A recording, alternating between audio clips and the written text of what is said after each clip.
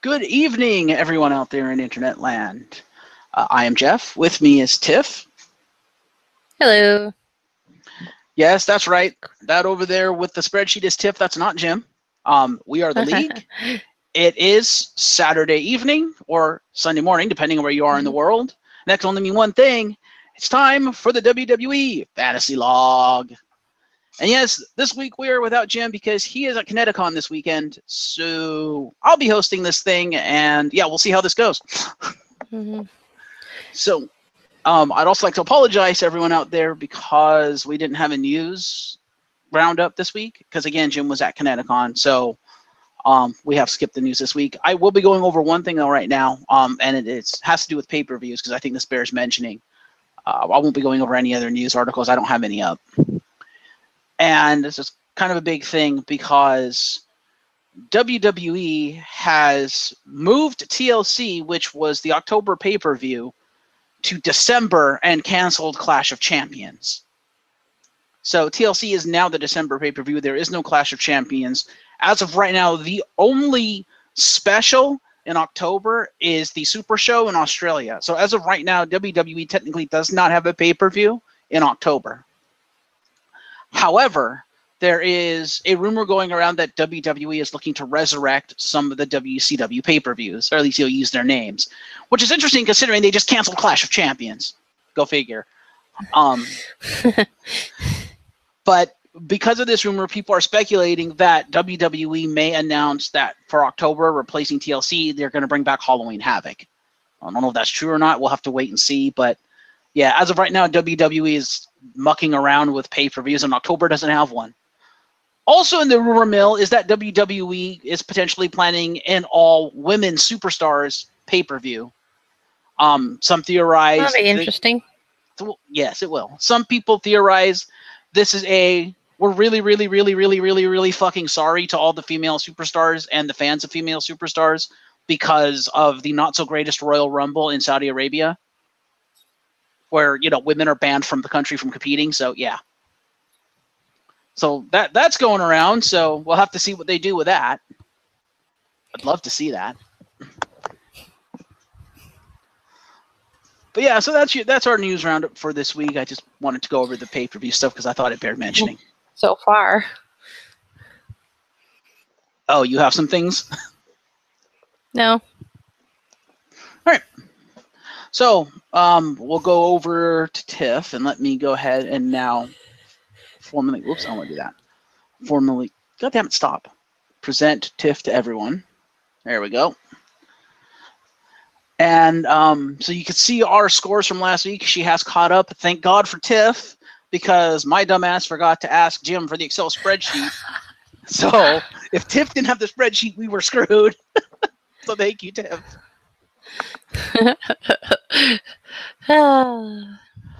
So as you can see, in the lead as of right now is me, the glorious Puroresu TNA Originals, whatever the hell my team name is. I can't see it right now. At 65.51. In second place, we have Jim and the Woken Warriors, not to be confused with Jason the Wheeled Warriors, at 64.28. And in third and last place, we have Tiff with, what's your team name, Tiff? Legit Rowdy Architects. Right, the legit Rowdy Architects at 56.41. So those are our totals for now. We'll see where they end up after we score this. Let's take a look at the individuals, at the leaderboards, and let's go look at Mr. Devil, Tiff. That's right. In the lead is Seth freaking Rollins, the Devil himself, at 666.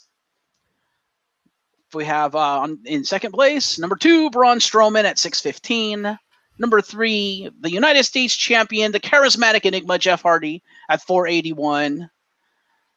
We have Daniel Bryan at 449, coming in at number 4.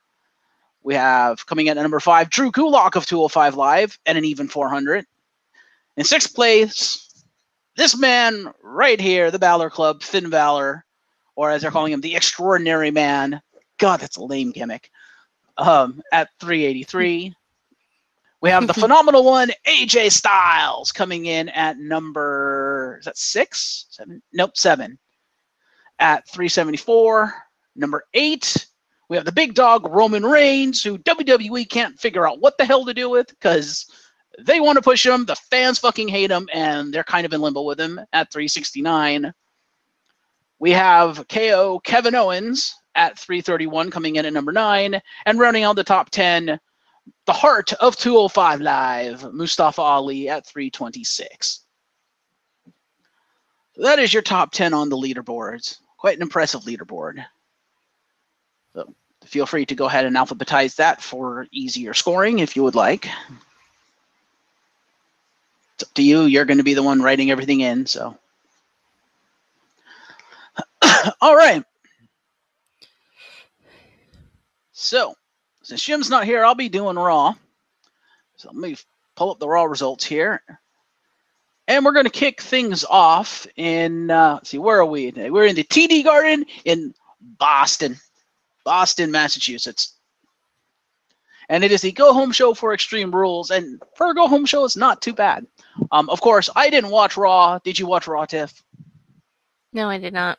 Nice. We didn't watch Raw, so yeah. But we have the results here. So we start with the big dog Roman Reigns backstage, walking around, runs into Bobby Lashley.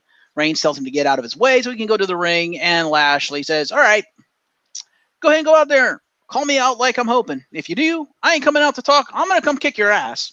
And then Lashley smiles and steps aside as Reigns walks out to the ring. Then Reigns walks out to the ring, gets on the mic, cuts a promo, calls out Bobby Lashley. Bobby Lashley comes out. Bobby Lashley whoops his ass. And cue Kurt Angle, Constable Baron Corbin, and about half the Raw locker room trying to pull him apart, failing miserably. They keep trying to go after each other. It ends up with Roman Reigns in the ring, Bobby Lashley outside, and the Raw locker room and Corbin and Kurt Angle holding Lashley back, and Reigns just kind of looking down. And Reigns, forgetting for the moment that he's not on 205 Live, and decides to fucking do a tope suicida into fucking everybody. So yes, Roman Reigns is a cruiserweight, ladies and gentlemen. And then Reigns just walks up the ramp looking like a smug badass and just being like, yeah, I'm going to whoop your ass at Extreme Rules. So for this one, this is what I've done. So we have Roman Reigns. Gets 5 for the promo, 4 for an assault because they beat each other up for a total of 9 points to the big dog, Roman Reigns.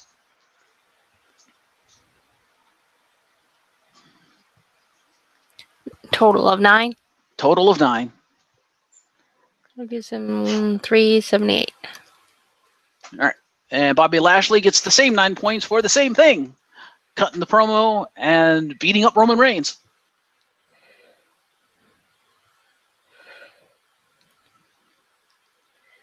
That gives him 304. All right. And now the other thing I've done, and Jim doesn't usually do this, but he's not scoring it this week, so I've given appearance points to people who don't otherwise show up on this show. So people who have matches that showed up here, I did not give them appearance points because they get match points later in the night. So the people who get 3 points. You want to go in order in this so I know what I'm doing here, so I'm not going all over the place? Oh, or can order. You? Yeah, I could do that. I have to do one thing though. Hold on, give me 1 sec, because I don't know their fucking names. I don't know the Ascension's names. I'm sorry. They're that irrelevant. I forgot their names. Ascension? The Ascension. Yeah, they actually showed the fuck up for once. It's Victor and Connor. Thank you. Like I said, it's been so long since they showed up, I forgot their names. All right. So we're going to go to Victor. No, we'll start at the top, I suppose. Are you at the top? Okay. Yeah, well, now I am. I'm getting to the top. Yep, there I am. Yeah. So we have Occam for 3. Okay. That's 131. Okay. Kurt Hawkins.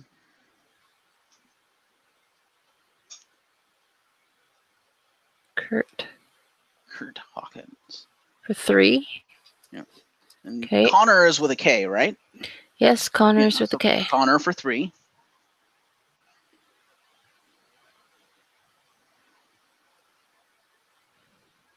All right. Oh my goodness, I must be blind. Not even there yet. There it is. There he is with 3. All right. Mike Kanellis with 3. Oh, he showed up.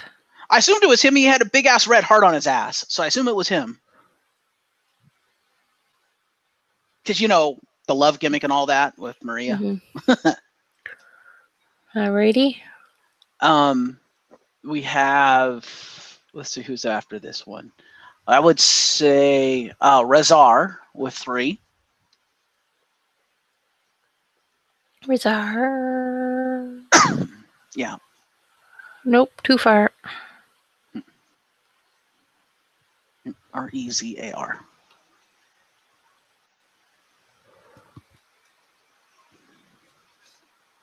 Okay.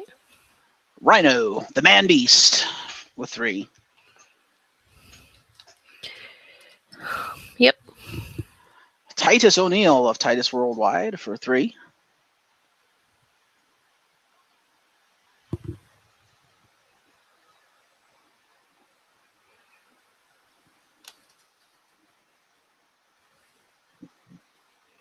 Okay.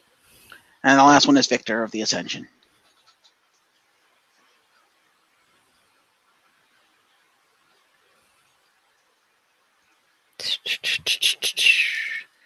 Okay. Right, and we go backstage with Alexa Bliss and Mickie James laughing about how they're going to beat up Nia Jax tonight.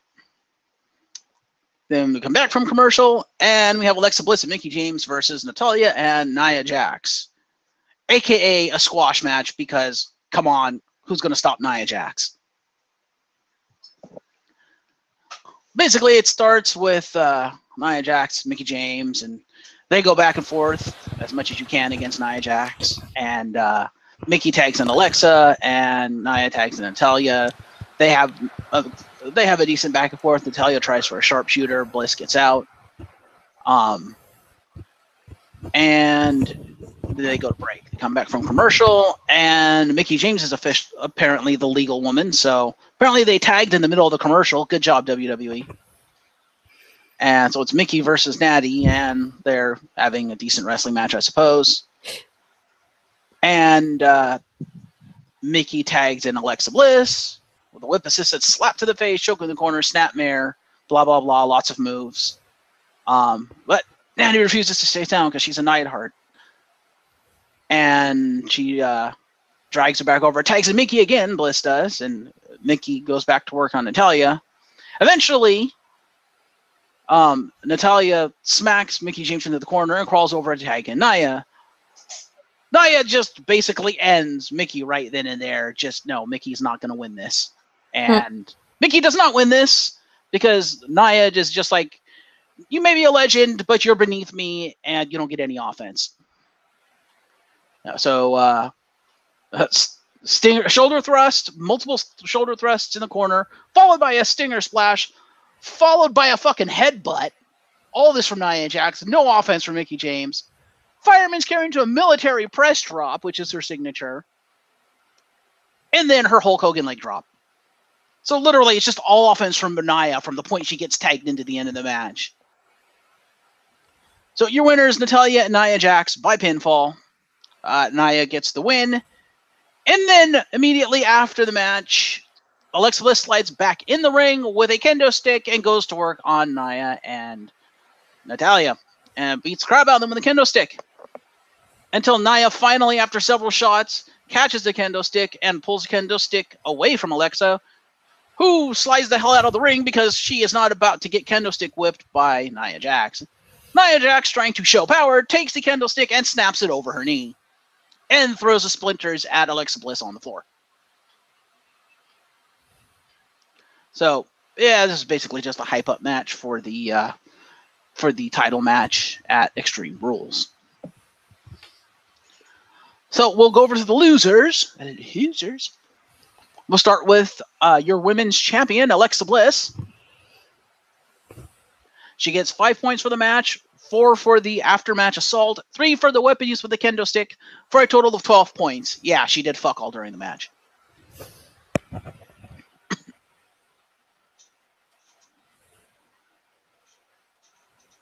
He gives her 318. She's now at 318. Mm-hmm. Excellent. All right. Then we have her tag team partner, Mickie James, 5 points for the match, 3 for a counter for a total of 8 points.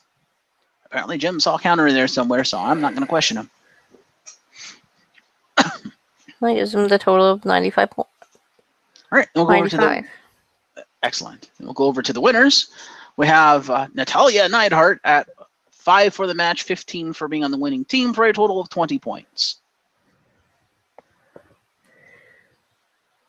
Can we go over that again? Wait a minute. Oh, no, I'm modifying that. Hang on.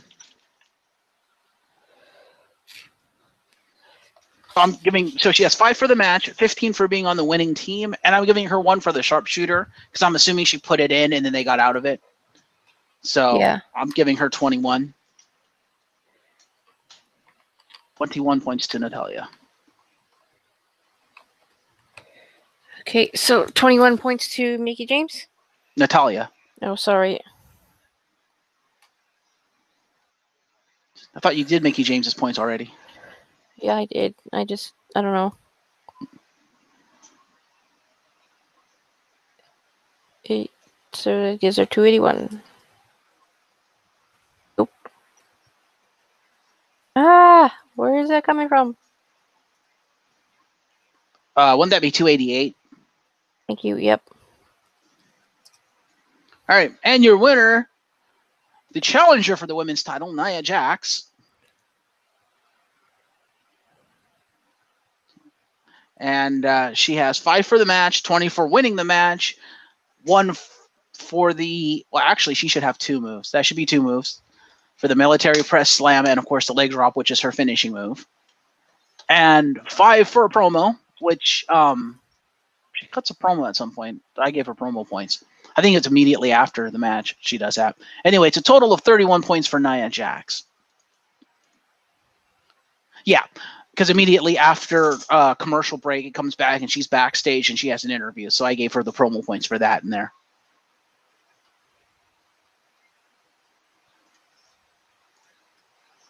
This is your total of 301. All right. So Nia Jax has the aforementioned interview. And then we cut to Kevin Owens walking in on Kurt Angle in Kurt Angle's office and to tell him that he's not filing a complaint for unsafe work environment or anything. He's going to be the bigger man, and he hands a slip of paper over. It's a doctor's note saying he's not medically cleared to compete, but he's still there. And he's going to hang out in the one place he knows he's safe, Kurt's office.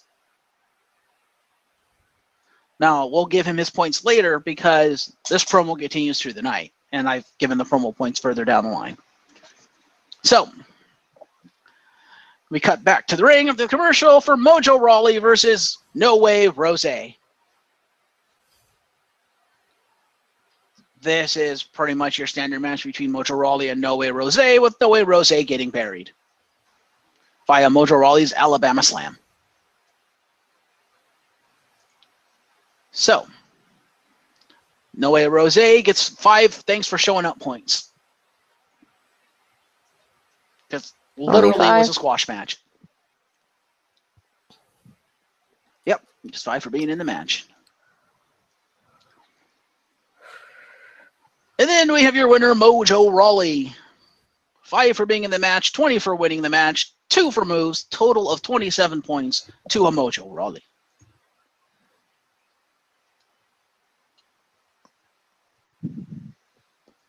It's a total of 27 points? Yes. So it gives him 109. Yes. Then we cut backstage to Sasha Banks and Bayley in counseling with, according to the results here, a new therapist. So apparently the whole shtick is they're going to go through a bunch of therapists and no therapist is going to be like, all the therapists are going to be like, they can't be counseled. That seems like what they're doing here.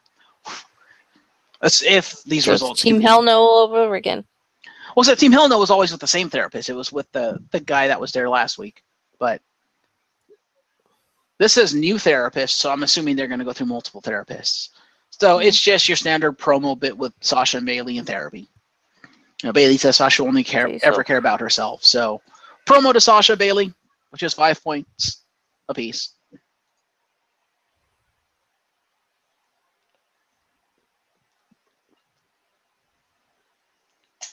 So yeah, we're screwed for the foreseeable future, Tiff, because Sasha and Bailey are only ever going to get promo points going forward, it looks like, for a while. Lovely. At least it's consistent points, I suppose.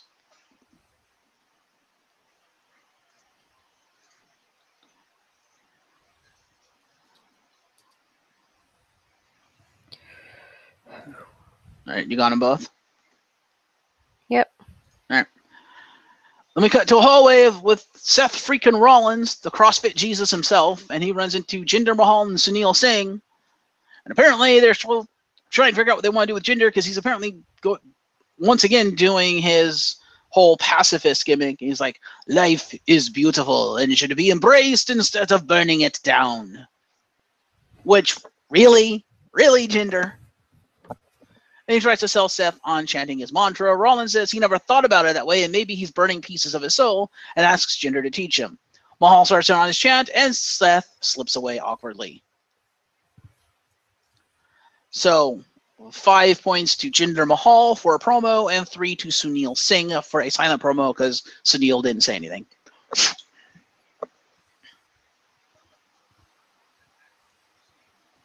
Seth Rollins gets no points because he's going to get promo points in a moment here.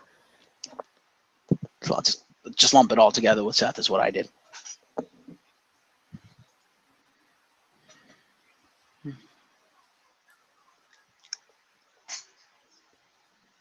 So let me know once you've taken care of the modern day Maharaja. I can't do a roll. Maharaja. I can't roll my R's. Don't look at me because I can't do it either. No. So we Jinder Mahal, he got the 5 points for a promo, so he's at 253 right now. And Sunil did not say anything, and we're not giving any points to Seth right now. Yeah, and Sunil, he gets 3 points for a silent promo since he was there, or part of the promo. He just didn't say anything.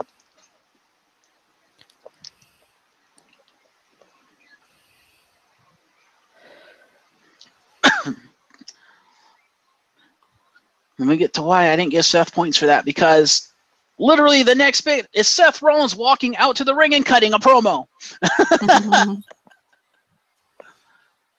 So he talks about his nicknames, his Money in the Bank, the Architect, the Kingslayer, blah, blah, blah. And the only one that matters right now is the former Intercontinental Champion, Seth Rollins. Good news is he has an opportunity to change that, because in 1 week at Extreme Rules, he goes one-on-one with Dolph Ziggler for 30 minutes. The man with the most victories leaves as champion. Basically, Seth, we need you to exposit about an Iron Man match, because the WWE Universe clearly doesn't know what an Iron Man match is. And he says he loves testing himself against the absolute best, but the problem is he's going to bring that overgrown Scottish Wookiee Drew McIntyre with him, and he's still Seth freaking Rollins. And when it comes to the two of them, none of that matters. He's here to show the world. He's here to show the world. Dolph Ziggler comes out with the overgrown Scottish Wookiee Drew McIntyre. And Dolph thanks Seth for the kind words, because people should talk about how good he is more often, but he's not just bringing his toughness, agility, good looks, and this giant psychopath McIntyre with him. He's also bringing the title, and don't think for 1 second he's leaving without it. Drew says it's not all bad. At least he'll have his catchy little nicknames and painful career-defining loss, and we should have a glimpse of the future of this place. Ziggler says he's still Seth freaking Rollins, the man, one of the greatest wrestlers ever to step foot in the ring, but he's no Dolph Ziggler, brother. When it comes to Extreme Rules, you might win 5-0, 10-0, 100-0. Then Seth tells him that the peroxide is getting to his brain and he needs to get checked out. And Dolph fumbles his reply. Apparently, Dolph fucked up his promo, according to this, before continuing and saying that everything Rollins poured into the title made it feel sweeter in his hands. But here's the deal. You don't win an Iron Man match with any of that CrossFit nonsense. You win by racking up victory after victory, beating your opponent over and over until the scoreboard is filled up. Ziggler brings up his college wrestling record, 121 victories, and Seth congratulates him on it and asks if Drew helped him with those too. McIntyre says where he's been doesn't matter. Yeah, way to bury every promotion you've ever been in, Drew. Good job. But where he's going does, and that's straight to the top. Rollins asks why he's taking orders from Dolph, letting him lead him around on a leash, and he doesn't understand. And he goes, wait, no, I've got it. Ziggler knows your secrets. He tells him there are no photographs, man. He knows it gets lonely in Scotland, but there are only so many sheep to go around. Which, dude, fucking really? You went there? That is not PG, man. Because you know what Seth was getting at, right? No. He says there's only so many sheep to go around. Enlighten us. He's inferring Drew McIntyre fucks sheep in his spare time because he's lonely. Yeah, not PG at all. No. McIntyre gets pissed off. Dolph holds him back before berating Rollins some more. And Drew calls him out. He wants to see what kind of man he really is, and he wants a match tonight. So, yeah. He was like, we'll want a match tonight. And Seth's like, okay. Then warns him to be careful because he's a bad man. So, yes, he goes there and makes a fucking sheep joke. Which Drew's like, fuck that, and goes to beat up Seth freaking Rollins. Rollins ducks him and heads up the ramp as Ziggler holds Drew back. So, it seems like it's a pretty good promo. Not PG at all. What the fuck, WWE? So, 5 points to Seth, Dolph, and Drew for the entertaining promo.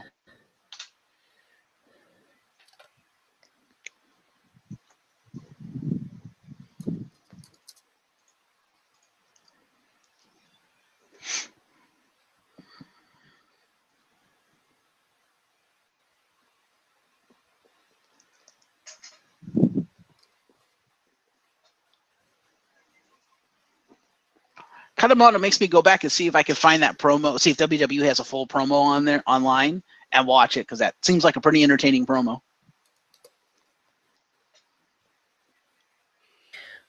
All right.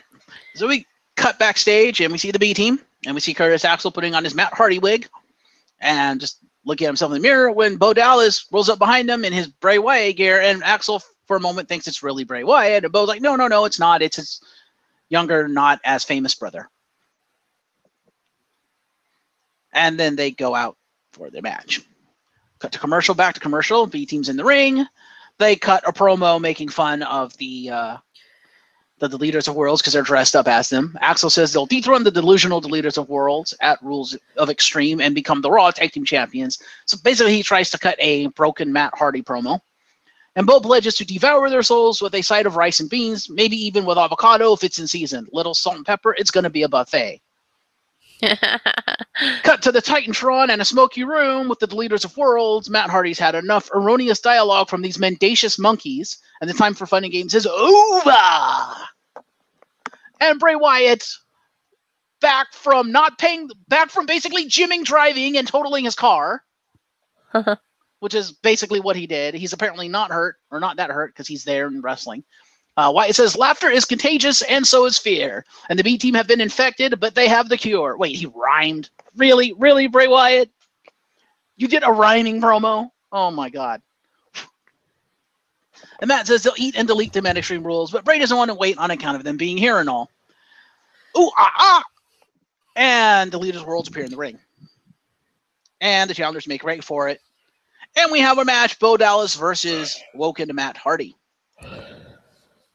It's a slight back and forth match, and eventually Bray Wyatt and Curtis Axel evolve. Curtis Axel, I can't remember, he like tries to do something, and Bray Wyatt comes over and does a running clothesline, and that's enough of a distraction for Bo Dallas to get a dragon screw neck whip in on Matt Hardy, and gets the win on Matt Hardy.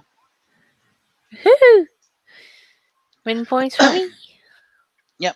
And then after the match, as the B team are celebrating in the ring, no, it's and the Leaders of Worlds appear outside the ring in front of it, and they're looking up, and they're pissed off, and they hit the ring, twist of fate, Uranagi, see you at Extreme Rules, little brother. So we will go with We will go to people who weren't involved in the match but did show up in the middle of it, and that is the Revival, Dash Wilder, and Scott Dawson. They get 5 points for a promo apiece because they were backstage watching the match on the monitors and talking about it, so that's why I gave them promo points. Mm-hmm. Okay. Yeah, just randomly in the match, they went backstage, and there's Wilder and Dawson watching a monitor and talking. So I'm like, promo. Dash Wilder and Scott Dawson.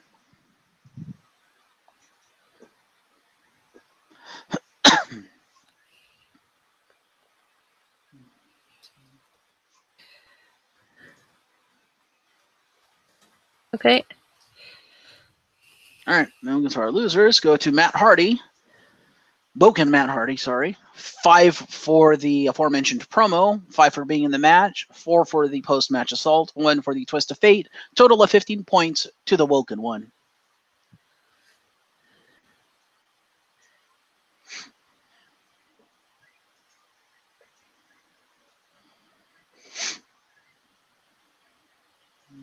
I give some 319. Nope. 312. 12. All right. Then we go to his tag team partner, the Deleter of Worlds, Bray Wyatt. 5 for his part of the promo, 5 for accompanying Matt Hardy to the ring, 6 for interference, 4 for the aforementioned post-match assault, 1 for the Uranagi during said assault for a total of 21 points. To Bray Wyatt. Gives a total of 284. Then we'll go over to Curtis Axel. 5 for his part of the promo, 5 for accompanying Bo Dallas, 6 for his interference, total of 16 points to Curtis Axel.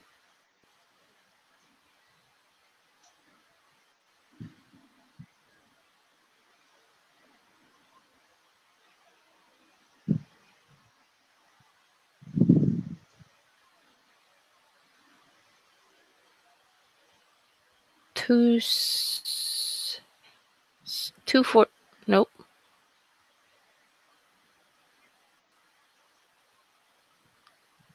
Mm-hmm. 274. All right. And we'll go to your winner, Bo Dallas. He gets 5 points for his part of the promo, 5 points for being in the match, 20 for winning the match, 3 for a counter, for a total of 33 points to Bo Dallas. And even 30? 33. 33. Yep.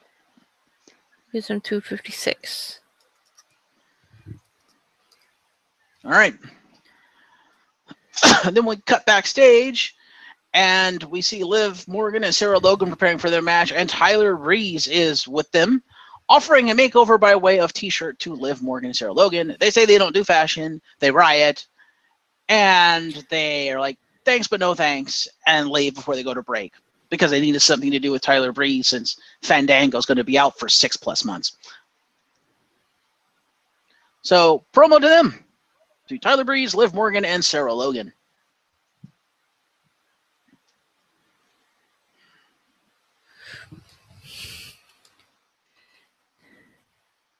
See Tyler Breeze? Tyler Breeze, because they needed something for him to do. Since, like I said, Fandango's out for 6+ months, so Tyler Breeze kind of has nothing right now.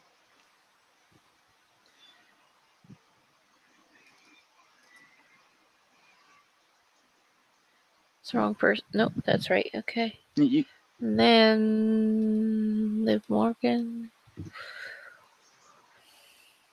Yeah. And Sarah Logan. Already did Sarah Logan. Oh, wait. I did Sarah Logan, Tyler Breeze, and Liv Morgan. So, back from commercial, more counseling with Bayley and Sasha. No points there. We get commentary hyping up Ronda Rousey's induction to the UFC Hall of Fame, recapping Alexa Bliss's kendo stick attack on Nia Jax.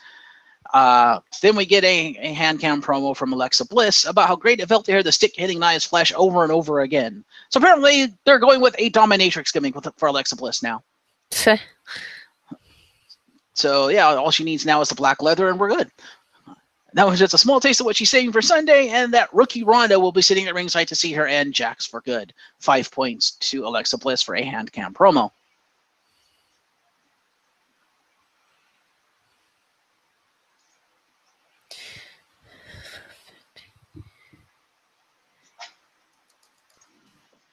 Okay.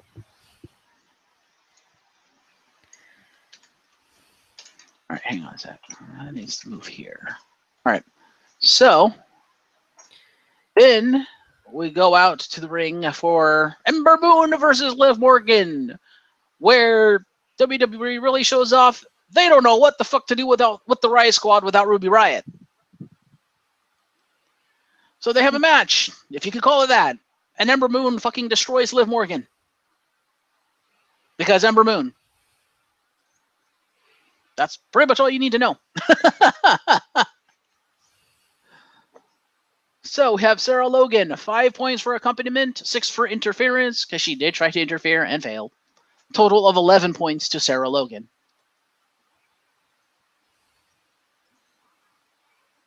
Also proof that Ember Moon needs better competition. How many points again? 11 to Sarah Logan.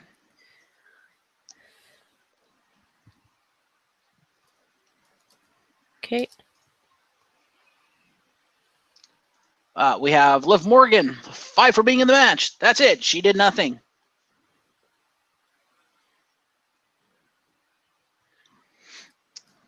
Okay. And your winner, Ember Moon, 5 for being in the match, 20 for winning the match, 1 move, total of 26 points to Ember Moon. A total of how many? 26. Sorry. Go ahead. 26 points. Total of 26? Mm-hmm.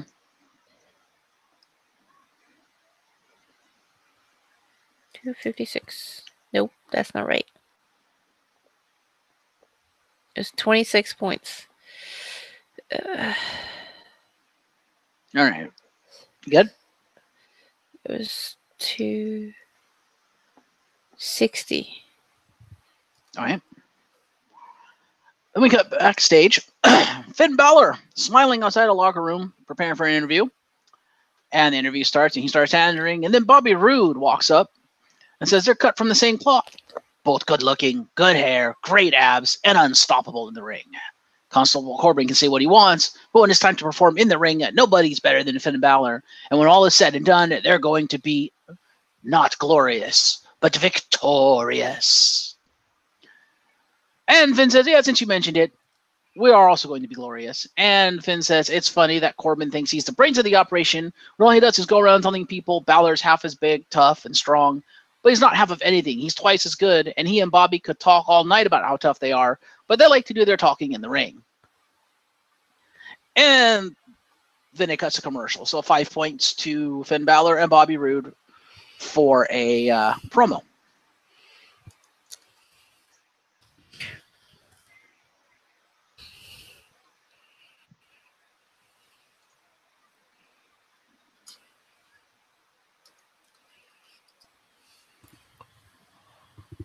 Mm-hmm.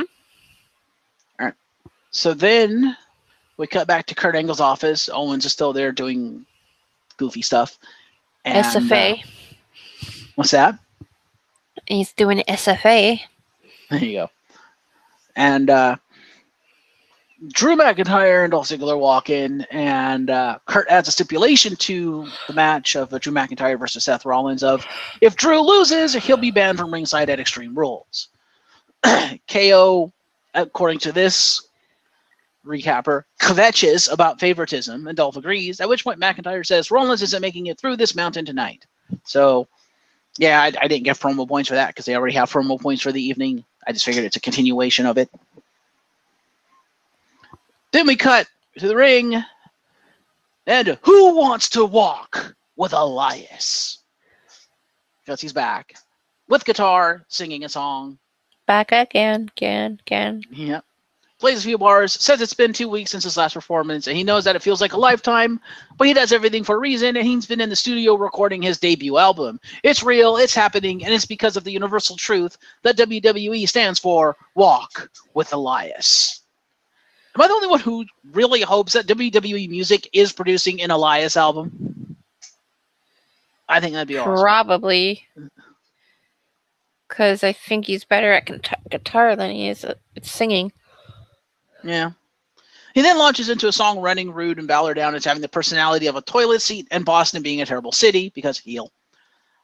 He has to stop due to booze and says his friend Tom Brady told him to do like he does and pretend to like them, but he can't do it anymore, and he introduces Constable Baron Corbin. Corbin comes down, gets on the mic, and says the people don't respect Elias, but he does, and he wants to try his guitar out with a little lullaby for Finn. He asks Elias if he knows Itsy Bitsy Spider, and Elias says he knows everything and asks for the lights to go down. They proceed to perform. Corbin's version, predictably, is about how he's going to crush Finn when he goes to the top rope. Cue Finn Balor and Bobby Roode come down to stop the pain of the performance. And that goes into our match of Constable Baron Corbin and his tag team partner Elias versus Bobby Roode and Finn Balor. And back and forth match, short of it is Constable Baron Corbin wins with an end of days on Bobby Roode. Fuck you, heels.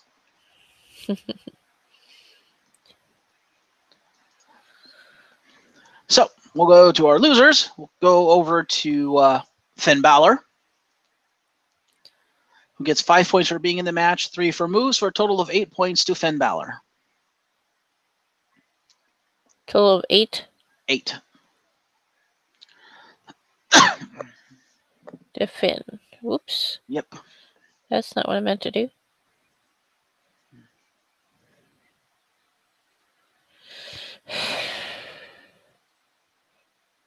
You're right over there. Yeah, I know. Shh, hold your bird, man. I'm just making sure you're okay. It's 8 points. 16. 396. Yep. All right. We'll go over to Bobby Roode. He gets 5 for the match, 2 for moves, for a total of 7 points to Bobby Roode. How rude. How rude. So 7 points, 14, carry on, 274. All right. Then we'll go over to the returning Elias. 5 points for the aforementioned promo, 5 for being in the match, 15 for being on the winning team, total of 25 points to Elias, who did fuck all in the match.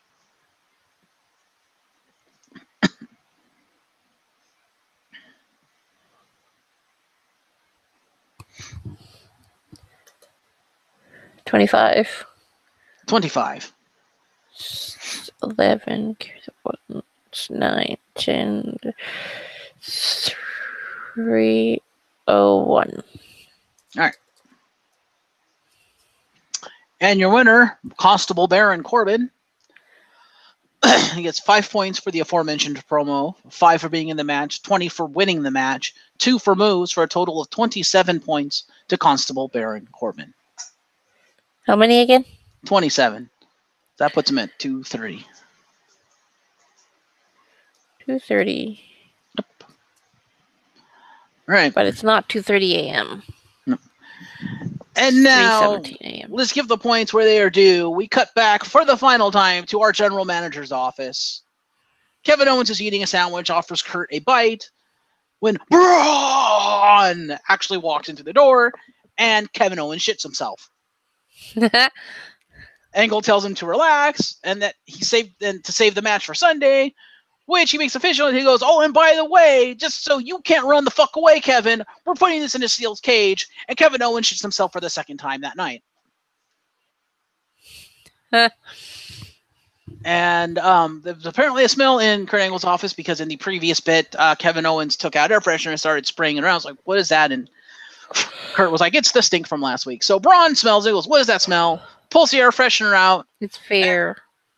Yeah, moving on Owens and tells him he reeks of fear, sprays KO with the air freshener, who chokes and gags on it, and he leaves.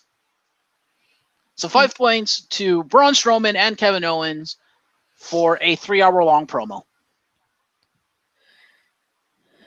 Because it took the entirety of Raw to go through all of that. Yeah. Braun. Promo 6:20. And then Kevin Owens.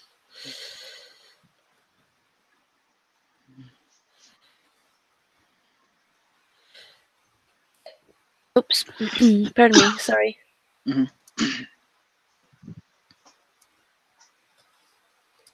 Okay. All right.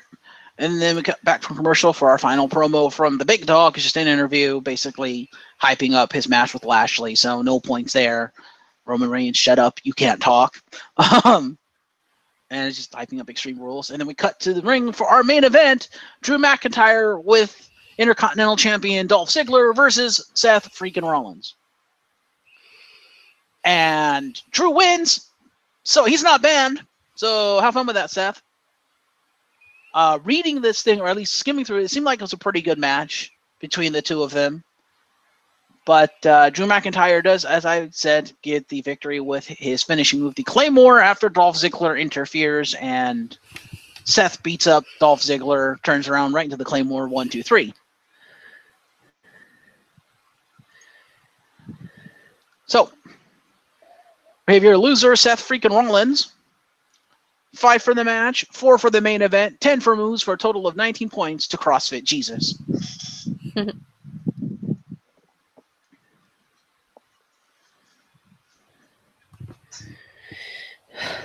19.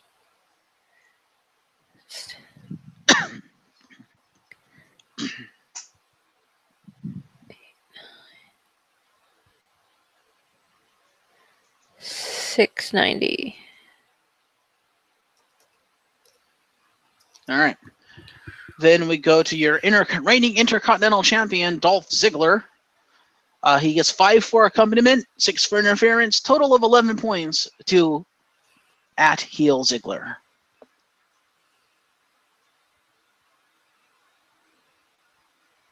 $315.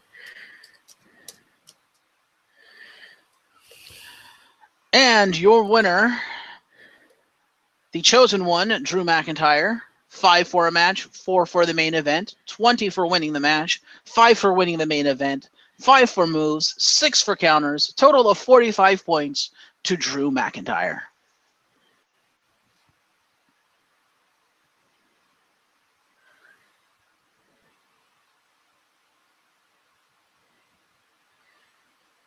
$284.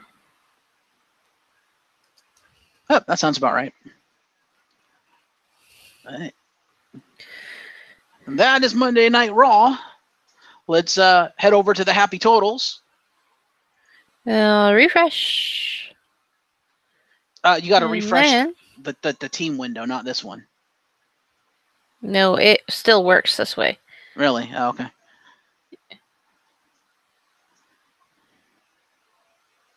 We'll scroll on over. Let's take a look at the points. Wow. So we have... Ooh, it's a very, very close between you and Jim right now. Somehow I managed to keep the lead. I don't know how that happened at 66-42. By like 10 points. Yeah, we have Jim in second place at 66-32, and you just got horribly, horribly screwed. I'm so sorry. No, you are not. You're in the lead.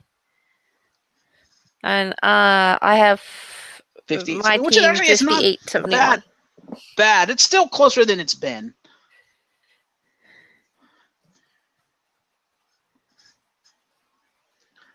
I honestly thought, especially with Jim basically winning that main event, I thought he was going to take the lead.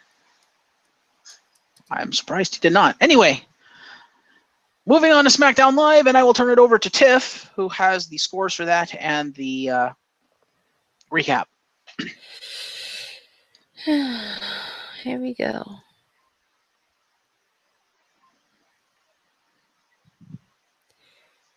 So, yes, we are live from Manchester, New Hampshire for SmackDown Live, and we have your Miz TV segment with Team Hell No. It starts off as Miz claiming that people are talking about the Miz and Mrs. show debuting in 2 weeks on the USA Network. I'm just going to read it verbatim here, what I have here, because I am no good at trying to condense it or anything. So, The Miz said the people are also talking about the guests tonight, Daniel and Brian and Kane, aka Team No.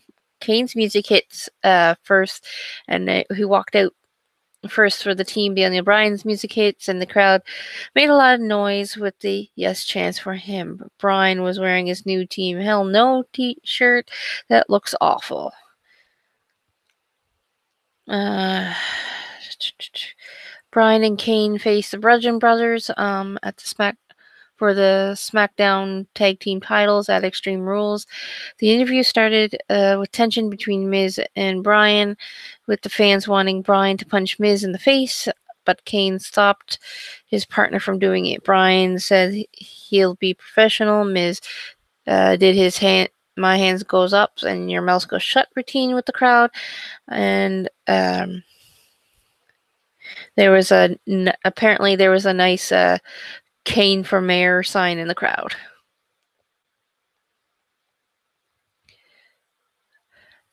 Miz told the team, told them their history is impressive, and ever since they've been back, they have been a well-oiled machine. Miz said this would be just like Justin Timberlake if he was reunited with NSYNC.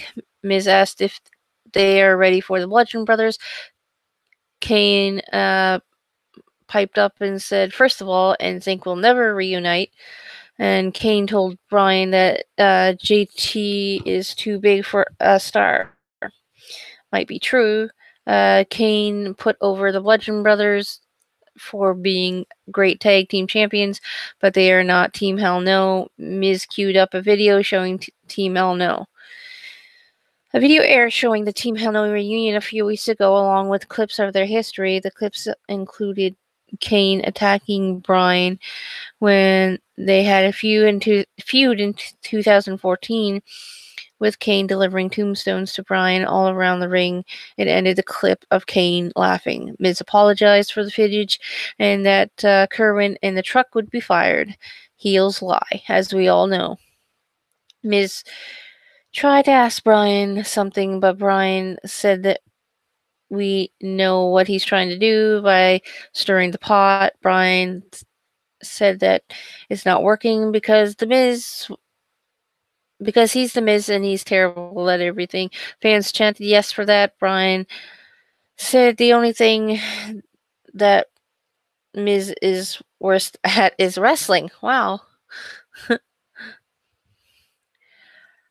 Miz fired back at Bryan at wanting to end Bryan's career for good, but all Bryan wants to do is hide behind Kane. That led to Kane telling Bryan that he needed to breathe and focus. Miz called Kane a broken down demon, so Kane choked him down. And then cue the Bludgeon Brothers, and then cue Sanity with the lights going off. Lights came back on shortly after. Eric Young, Alexander Wolf, and Dane, they stomped away on Bryan. Bludgeon Brothers went after Kane. New Day interrupted now, and by destroying the Sanity guys that they had issues with, Bryan recovered with a running drop kick. Dane hitting crossbody on Bryan. Young handed neckbreaker variation on Woods. Referees and agents came to the ring. There was a double slam by Sanity. The Bludgeon Brothers music played that ended it all, and the scene ended with the Bludgeon Brothers and Sanities having a stare down, and it looked obvious for a 10-man tag team match for later. Wow. Seemed to be a long segment. That's a hell of an opener. Holy crap. Also, yes, now having seen that T-shirt of Daniel Bryan's, that is a fucking horrible T-shirt. Yeah, that's what the recapper said too. It's Kane's mask with Daniel Bryan's arms coming out of the sides of it and the word "yes" written across the top. It looks terrifying. Sounds a bit horrible. So I have my results here, and I'm just going to go down how I have them. Okay. And first of all, we're going to start with Miz is for 5 points for the promo. And that's all he does for the night.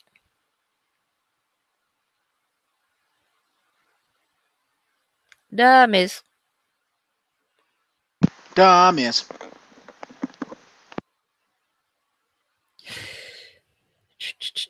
287. And we go down to Daniel Bryan. He has 5 for the promo and 4 for the assault and 1 for that drop kick. And he gets 10 points. Daniel Bryan. So this puts him at 459. And we have Kane. Kane is 5 points for the promo and 1 for the chokehold, which gives him 6 points. Which is ironic because I thought maybe we'd have to be doing some trading on the roster here, like in terms of, because now we have Team Hell No back as a faction, and you already have them, so yep, I still have Kane. Really, no trading. I have the Mayor of Fiasco. So we have 6, 8, 9. We're going to have to do some assigning, though, and Jim's just outright refusing to do it until we can get you on with us, so. What's this? What is it? Assigning what? Oh, well, you know, all the superstars at the bottom, there's a few that I feel we need to assign. Like, I was thinking he should get James Ellsworth because he has Carmella. And then there was one I was suggesting to give you because you had like their partner or whatever, and then I was like, and I'll take Leo Rush. I don't know, like the people that are actually active. We have James Ellsworth who's back, so I figured he should get James Ellsworth because he has Carmella. Yeah. And, I can't remember. There was one I was saying you should get. I was gonna say give you Noam Dar since he's back. Which, wait a minute. Back? How come you have Noam Dar like inactive with no points? He should have points. He had a match last week.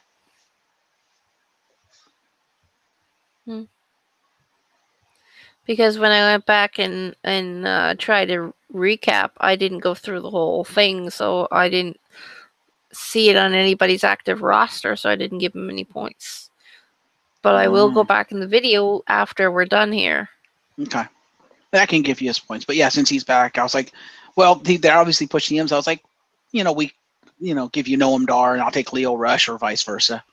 I really want Leo Rush, but I think he's probably going to end up having the most points. I just want him because he looks cool. I kind of like him. But I think they're both going to do well. Anyway, go ahead and finish your scoring. Down the list, we have half of the Bludgeon Brothers, Harper for 4 for the Salt. So we got Luke Harper. Harper and Rowan. So that puts him at 241. And then the other half is Eric Rowan. And he also gets 4, so that gives him 198. Going down, we have Dane Killian. Oh, you can just do Eric Young since you already have him selected. Pardon me? Never mind. Okay. I was just suggesting you do Eric Young first since you had him selected, but you now selected Killian Dane, so that's fair. Oh, okay. Because Eric Young is literally right under Eric Rowan, and you literally selected him. So I was like, go to score him, but oh well. I'll get the one. Right. We have 4 for the assault. We have 1 for a double team slam and 1 for a running crossbody, which gives him 6 points. Ooh, It gives him an even 30. Sanity points. Sanity points. And I guess I'll go back up here and go to Eric Young. He has 30, and he only has 4 for the assault, so that gives him 34. And then we have... No, I did something wrong here. Alexander Wolf. That's what's wrong. That's what's wrong. I was trying to figure out what... I'm just going down a list, and I only gave them short names when I'm doing my scoring, and I had Killian as one name and Dane as another name instead of doing Wolf and then Dane. And I don't know, I confused myself. Good job. Yeah, I know, really.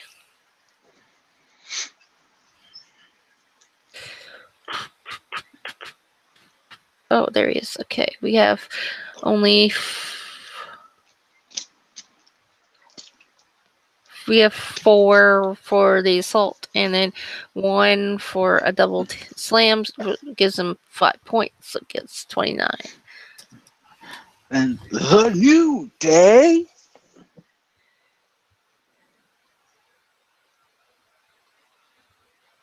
New Day rocks. New Day rocks. We have Big E, and he'll get 4 points for the assault. Big E. That brings him to 231, and then we're going to go down to Kofi. Kofi.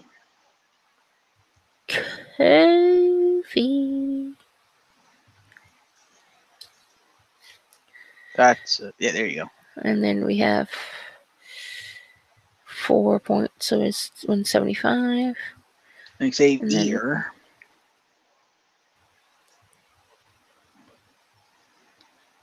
Get 192, 4, so that's 196.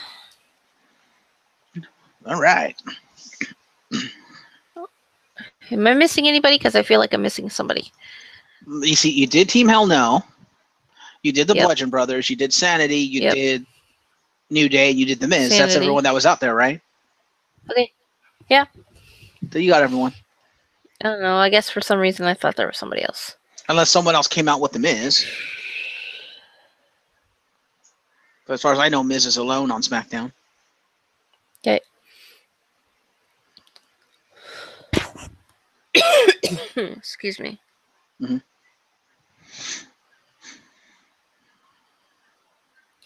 So we have still to come Asuka versus Ellsworth in a lumberjack match. We have Shinsuke Nakamura shown, walking backstage because he's up next. There's a commercial. Coming back from commercial, the team of Phillips, Graves, and Saxton are shown on camera talking about what is still to come. And it is official for later that it's going to be Daniel Bryan, Kane, and the New Day versus the Bludgeon Brothers and Sanity in a 10-man tag team match. Shinsuke Nakamura made his entrance, and he challenges Hardy for the U.S. title at Extreme Rules. Now here's a question: does he still have a crutch, or is he actually walking now? Well, I think I seen bits and pieces of it, and he came out like doing his normal thing. Okay, so his leg is fine. That's good. Yeah, I guess so, because there was no crutch. Okay.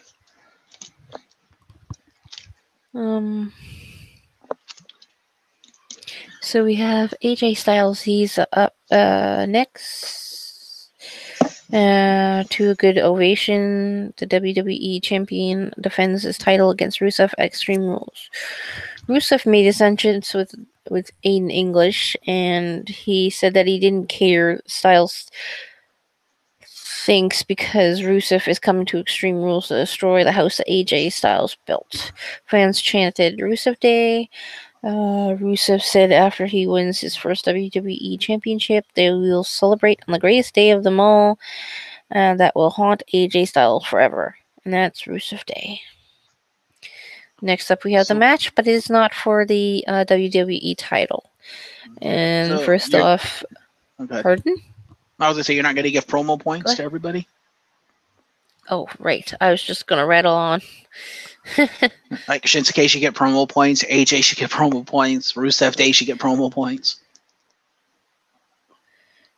Shinsuke, Rusev Day, and AJ. Yes. Yep.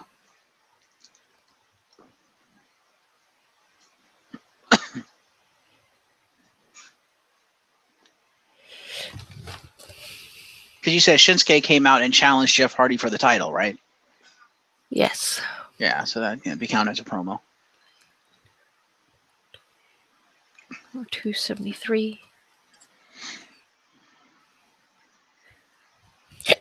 Pardon me. Rusev. 319. And I assume Aiden English came out with him. He did because I seen this part. Rusev gave Aiden the mic and sang Rusev Day.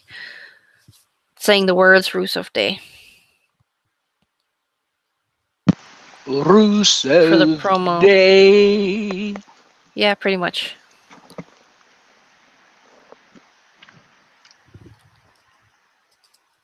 And then our champion, AJ Styles, who you have selected at the moment, also gets 5 points. You said he cut the promo and then Rusev came out, right? Huh? You said AJ kicked off the promo, right? He started cutting a promo and then Rusev came out? Geoff never came out. No, AJ Styles. You said AJ Styles started cutting a promo and then Rusev came out? Is that right?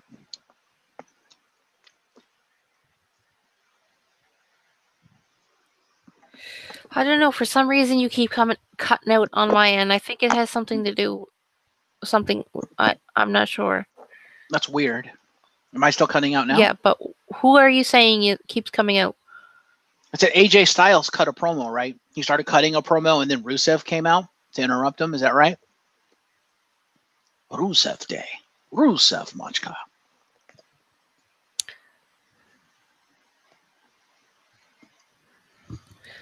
No, he wasn't. I don't.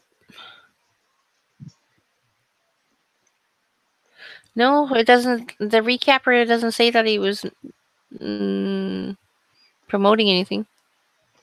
Oh, because I thought you started cut out. Off. He was just in the ring. Oh, he didn't actually say anything?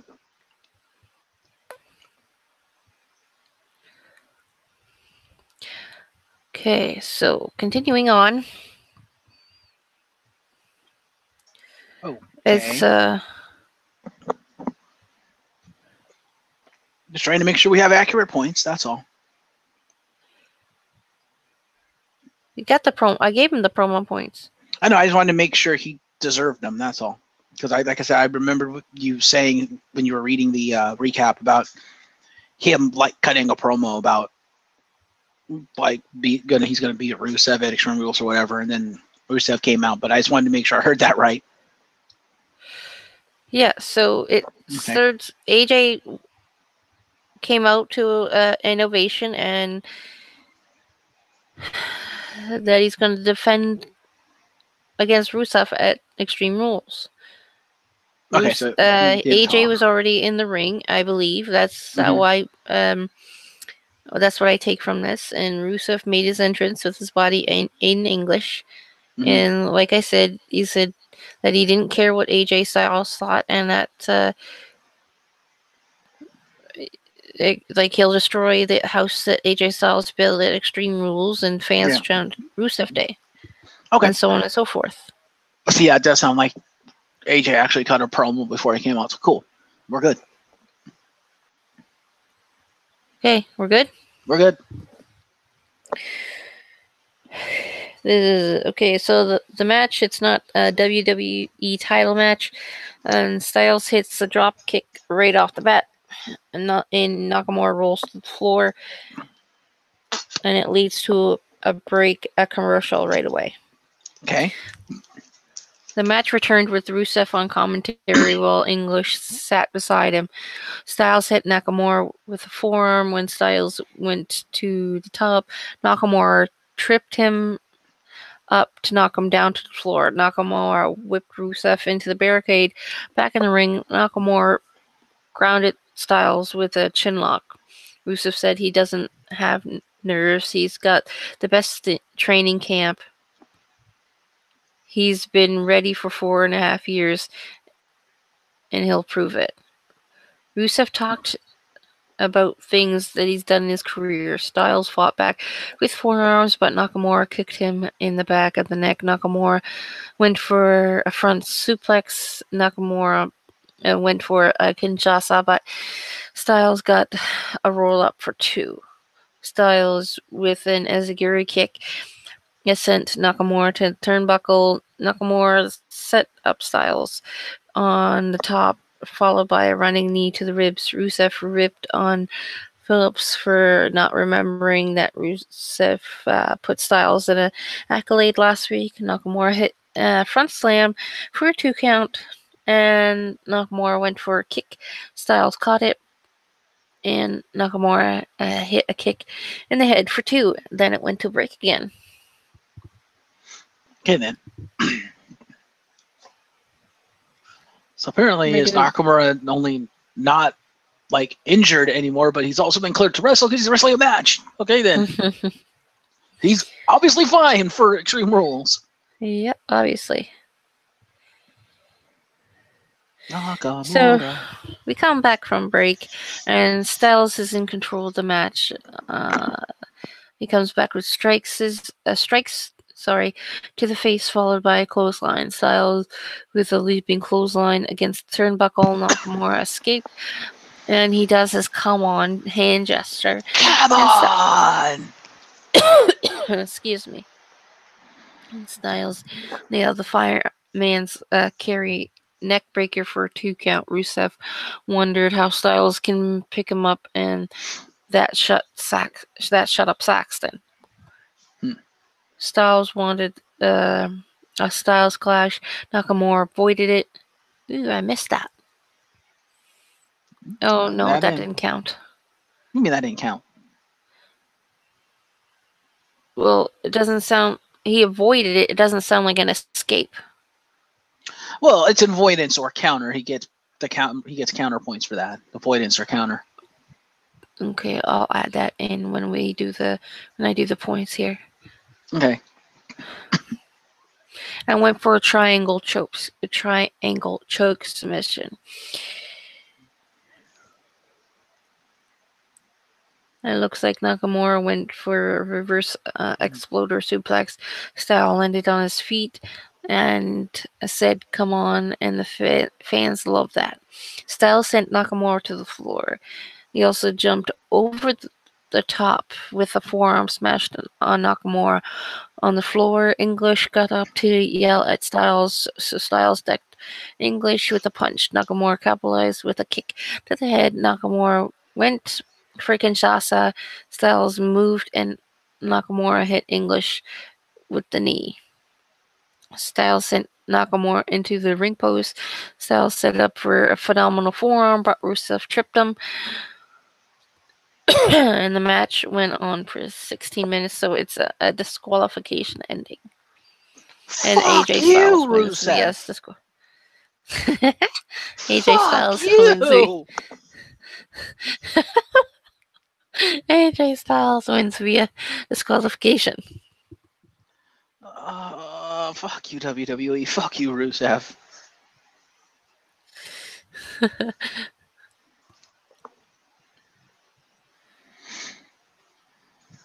Oh, my points. Okay.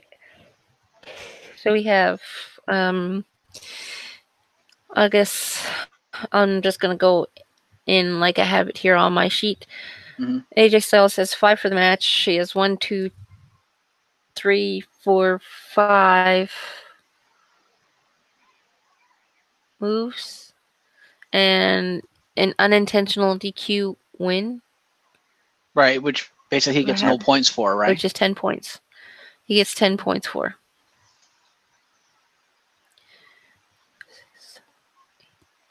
It does. Let me see. Oh, he gets 0 points. No, I read that backwards. He gets 0 points for unintentional DQ win, so that just gives him 10 points. Yeah, so I was like, my precious points. Fuck you, Rusev. My precious. And then we go down to Shinsuke Nakamura. We have 5 for the match. Did you give AJ any of the counterpoints? Because as you're reading it, he countered a couple things, like he like avoided like a couple Kinshasas and stuff. Okay, because you didn't mention the counterpoints, that's why I asked. The counter was for him, so he actually gets an extra 3 points on AJ Styles because he avoided a Kinshasa. Yeah, and Shinsuke avoided a clash, did he not? Clash or a forearm, something like that.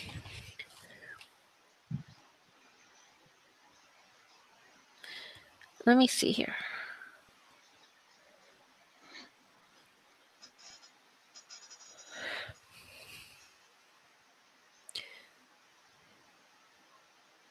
Funny thing is, even though AJ avoided that, there's one there.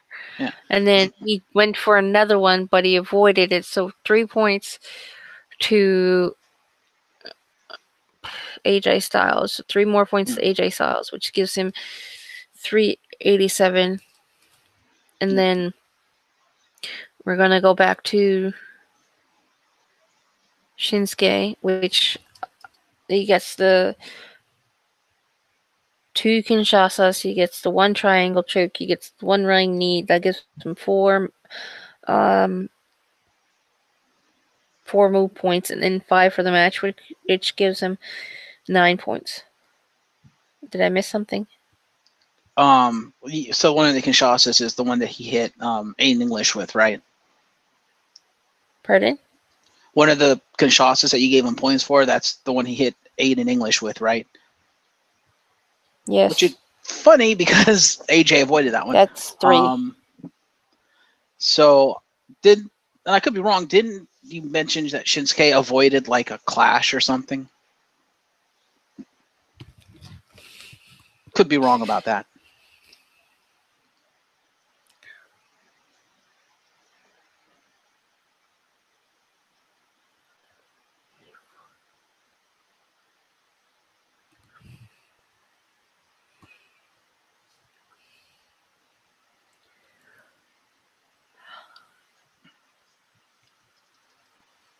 There was I read that out loud, didn't I? That sounds familiar. Mm-hmm. That's why I asked.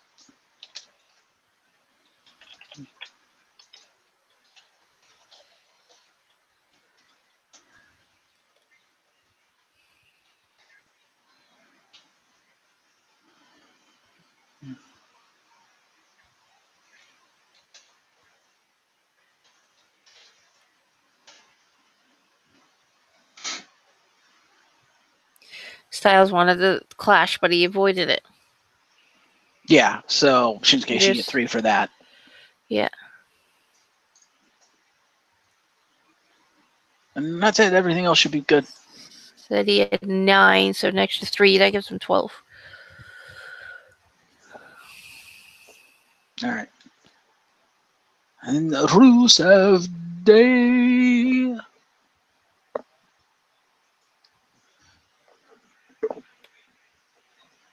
They should get commentary and interference points.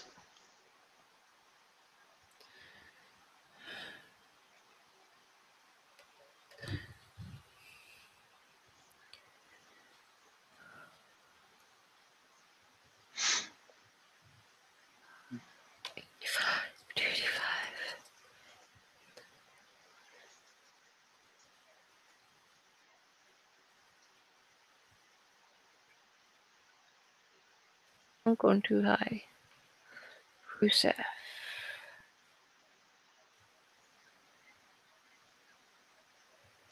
Okay, so Rusev gets 5 for the promo for the previously of talking about beating him at beating AJ Styles at Extreme Rules, plus the 5 for the commentary, and then plus the interference with the 6 gives him 16 points.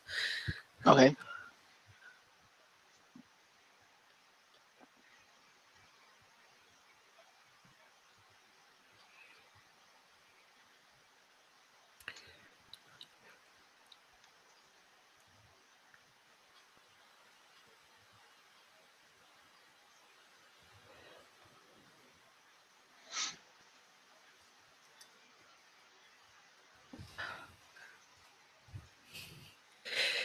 And that puts Rusev in the top 10.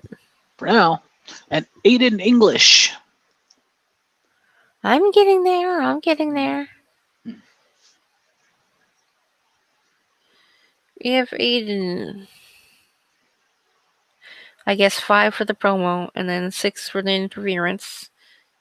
And 5 for commentary. And 5 for commentary, which gives him 16 points as well. Mm-hmm.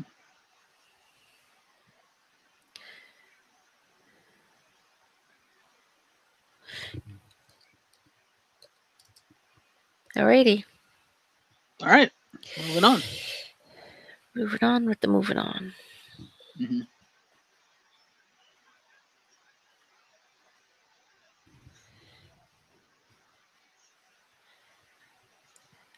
So remember when you asked about Jeff Hardy coming out? Mm-hmm. It happens after the match. Hmm. Nakamura teased a knee attack on Styles, but Jeff Hardy ran out with the U.S. title. Fans chanted Hardy for Hardy as he ran the ropes and hit a drop kick that knocked down Rusev and Nakamura, and he hit another drop kick that knocked the both guys down. Okay, then. So that is 2 move points and an assault. That is 6 points to Hardy.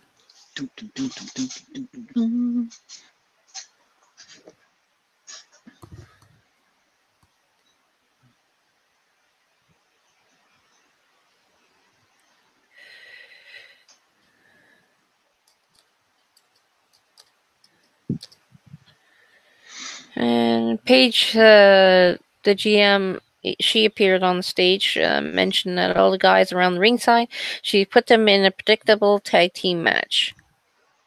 Okay. Which, guess what happens next? Oh, we actually get another match with these guys?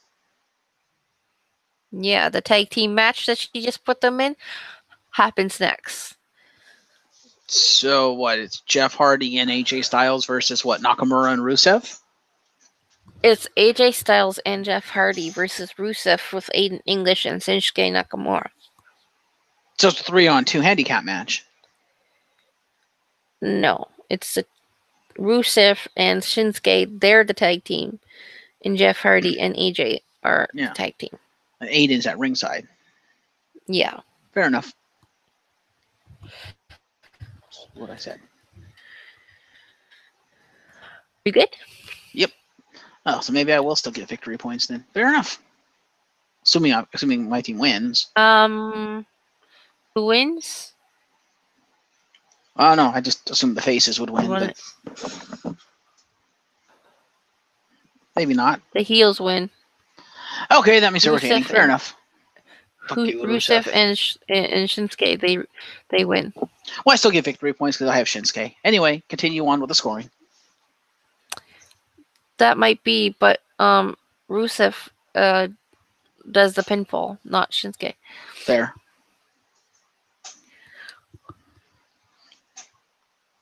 So going with the tag team match playoff. Yes. Rusev with a clothesline on Styles, followed by a hard punch. Rusev with a bear hug, followed by a body slam and a suplex. Rusev applied another bear hug on Styles, leading to a split-screen commercial for Extreme Rules. After about 1 minute of the bear hug, Styles jumped on Rusev's back with a sleeper. So Rusev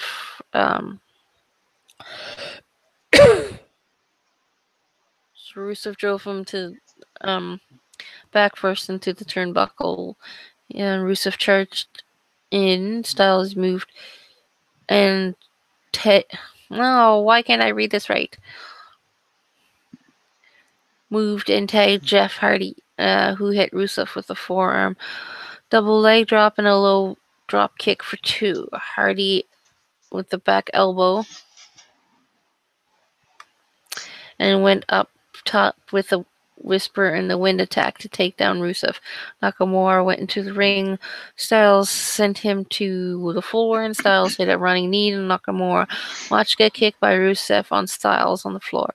Hardy with a twist of fate on Rusev. Hardy up top, but Nakamura tripped him up to crotch him. I don't know if that means a low blow or because he was on the top rope. Crotching someone means he lands on his crotch on the top rope.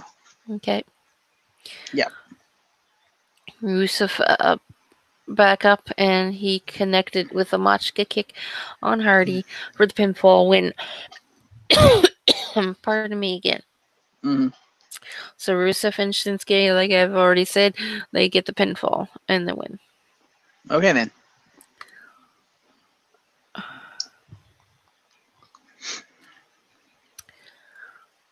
So, it sounds like AJ didn't get any move points, but 5 points for the match. Which is fair. He just went through a match, so it makes sense. They'd probably try to protect him. That gives him 392. And then we have Hardy, who has 2 move points and 5 for the match, which gives him 7 points. All right.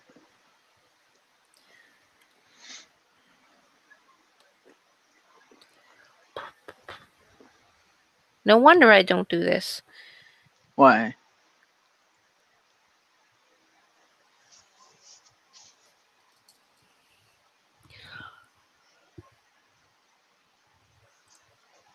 Why is that? Because this is going fairly longer than probably what it needs to be. No, it's about right. You're doing good. And then we have Rusev, 5 for the match, and he has 3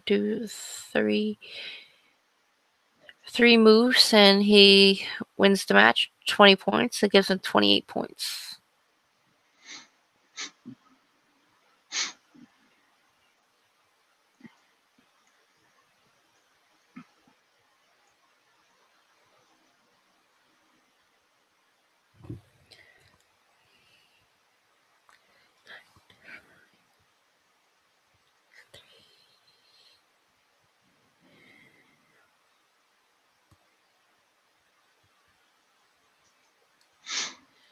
$363.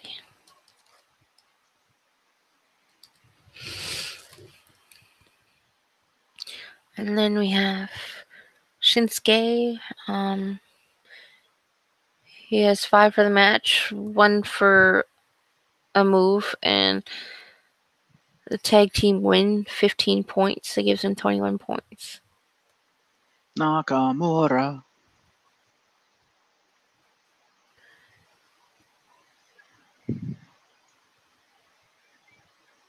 $301. And that's it for that. Mm-hmm. And then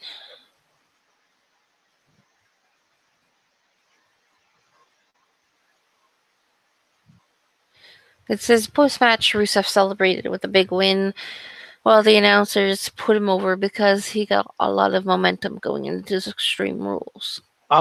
Did you give? Well, I guess no. He already had points for being on there. Never mind. Aiden English didn't interfere at all. No, it doesn't appear to be. Okay, we're good. Still to come is a 10-man tag team match.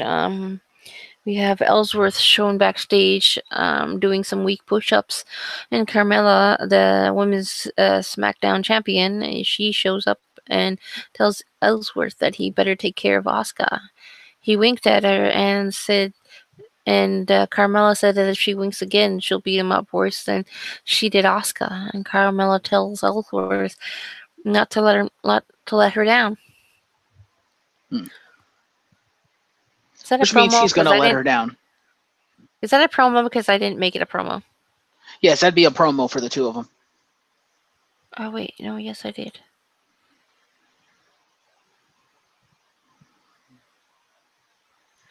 Yeah, I just added everything together, that's all, of what's coming up next. SmackDown women made their entrances. The Lumberjacks. We have Lana, Peyton Royce, Billie Kay, and Mandy Rose, Sonya Deville, and Becky Lynch and Naomi. Are you gonna give the promo points to Carmella and Ellsworth? Yeah. I just had it added after the match that's coming up. That's all. Oh, okay. Well, that's up to you then. Oh, you didn't add the new people because they weren't on lists. Hmm? You didn't add like Leo Rush at the bottom. You didn't add James Ellsworth at the bottom and stuff like that because they weren't on any active roster. So it's going to be weird. Rush, not that I know of, but Ellsworth is on here. It's going to be weird because you're basically going to have to score people that you don't have on the list yet. Well, we can fix that later. All right. That's the whole point of save and edit.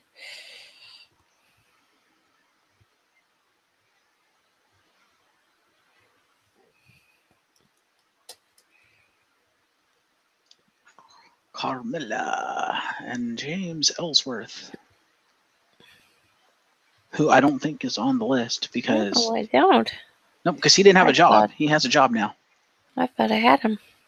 Oh, Leo Rush is on the list. Hey, how about that? And let me guess, he has points, does he not? He's got 10 on your thing. He might have more than that now. I'm not sure because I don't know if you looked at his points when you did everyone's points. Probably not. Okay. I'll just add it later because I have it over here. For James Ellsworth. Yeah. Okay. Yeah, you just have to make sure you get all those points to Jim so he can accurately add it to to his thing. Yeah. All right. So continue on. More promos you said by women. Yes. So I'm adding because they're just standing around the ring at 3 points as many, right? Wait, they're standing around the ring? As far as I know, because it didn't read that they did anything. So they must be out there for the Lumberjill match, so they shouldn't get anything for that because they're going to get points for being Lumberjills. Yeah, it's a Lumberjill. Yeah. So, So how do you... Because I did... Let me see. Oh, let's see. So this would be a specialty match. Well, that's a good question. How do you score a lumberjack match?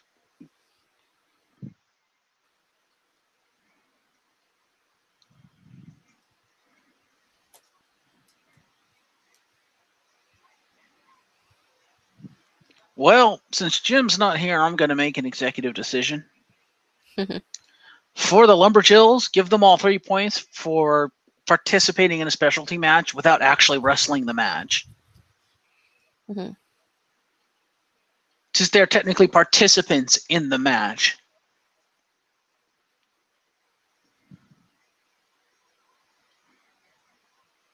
That's how I'd score that.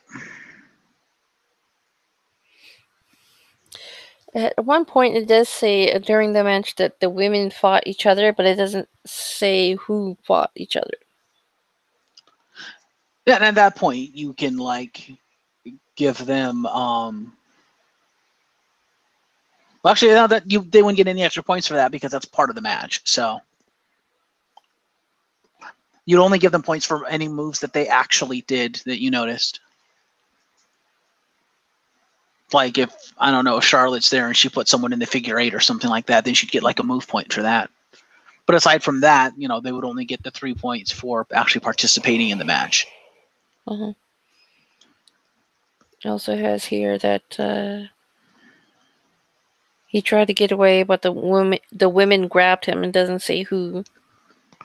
That's fine. That's all part of the match. That's the job of the Lumberjacks, to put the participants back in the ring. So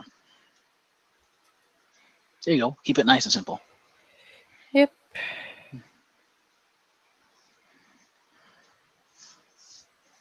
So all you really need to know is who were the Lumberjills. I'm assuming every woman on the roster, but if you count every woman on the roster, being Lana, Peyton Royce, Billie Kay, Mandy Rose, Sonya Deville, Becky Lynch, and Naomi. Oh, so Charlotte wasn't there? God damn it. No, because it appears what the recapper says here, that she is not back yet after having the procedure done to repair. Surgery. Okay. She should be back within a few weeks, and that's right. They think that she'll be ready to go for SummerSlam. That's right. I forgot about that. Okay, that's fair. Yeah, then that's pretty much everyone on the roster. Carmella made her entrance with the title around her waist. She went around ringside bragging to the other women that she's a champion. Ellsworth made his entrance. It says here that he wonders why the creative team can come up with matches for this guy, but they have nothing for so many deserved talents. They showed some ridiculous tweets from Ellsworth. Yep. Ellsworth did a promo telling the ladies that his body may be tempting, but he told them to show some restraint. Ellsworth said that none of you are ready for Asuka, but Ellsworth is. Asuka makes her entrance. But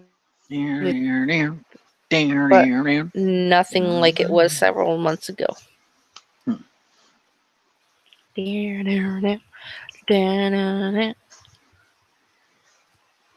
Now I get it stuck in my head. You're welcome. So the match is as Ellsworth did his usual routine of backing away. Ellsworth went to the apron near Mandy Rose and Sonya Deville. So Asuka kicked him. Asuka did her running hip attack and sent Ellsworth out of the ring. The women threw Ellsworth back in the ring. Asuka with strikes followed by a knee and a running kick. Ellsworth to the floor again. He tried to run away, but the women grabbed him, and the women fought each other. Ellsworth crawled away, so Lynch and Naomi brought Ellsworth back to the ringside. The women fought each other again. Asuka up to the top and jumped on top of the women on the floor. Carmella gave something to Ellsworth that was a spray of some kind, and Asuka kicked Ellsworth in the ribs. She kicked Ellsworth, and he knocked Carmella off the apron. Asuka slapped on the Asuka lock submission, and Ellsworth tapped out, which lasted like 3 minutes. Okay, then. So your winner, Asuka, by submission. Uh-huh. Yay! Specialty match victory points. Woo! So here I have so far is that I will adding this in later, but for Ellsworth you have 5 for the match, 3 because it's a specialty, and 3 for foreign object use because of the spray. Oh, did he actually end up using the spray? Yeah. Okay, because it didn't sound like he actually used it. It sounded like Carmella gave it to him, and then Asuka beat the crap out of him before he could use it. That was a spray of some kind. Oh, I thought he used it. Okay, never mind. Then that just gives him 8 points. Okay.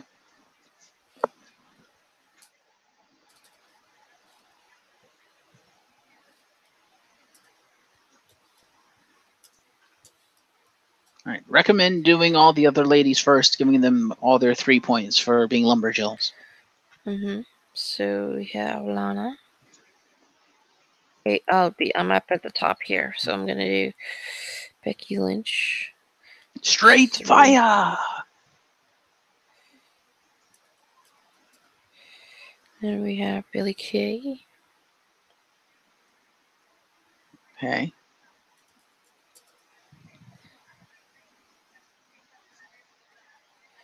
And then we have. Yes. I'm trying to go in order here. It should be Mandy Rose. Lana. Lana is before Mandy Rose. Great, thank you. Lana is the best. Lana #1. I like Lana.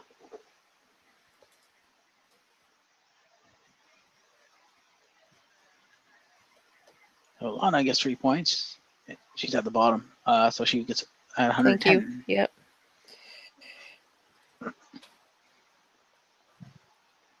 You want to do this?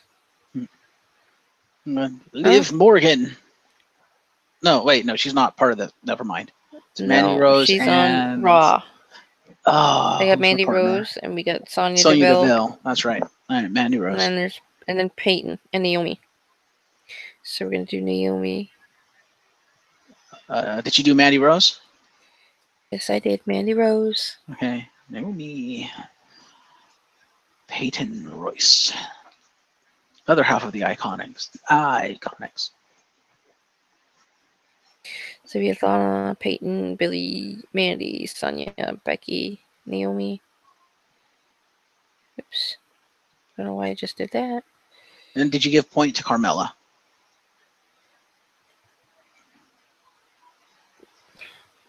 I'm assuming she would just get accompaniment and interference, I guess.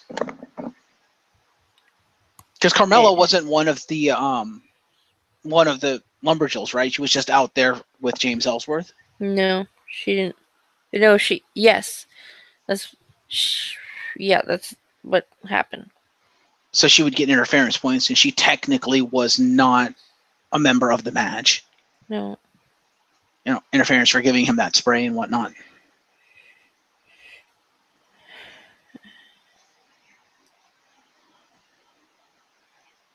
So interference, and then there was a post-match op where she did a super kick.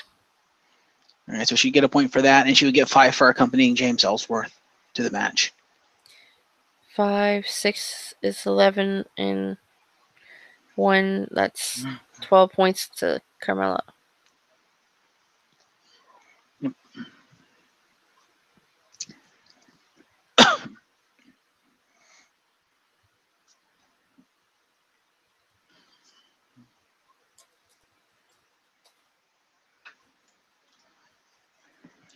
And the top 10 for Carmella. Mm-hmm. Then the final one, your winner, Asuka. I thought I did Asuka already. Guess not. But Asuka has 5 for the match, 10 for the win, 3 for the specialty, 1 for an Asuka lock, and 20 for the match win, which gives her 39 points. Ooh. She didn't do anything for the post-match. She just got her ass kicked.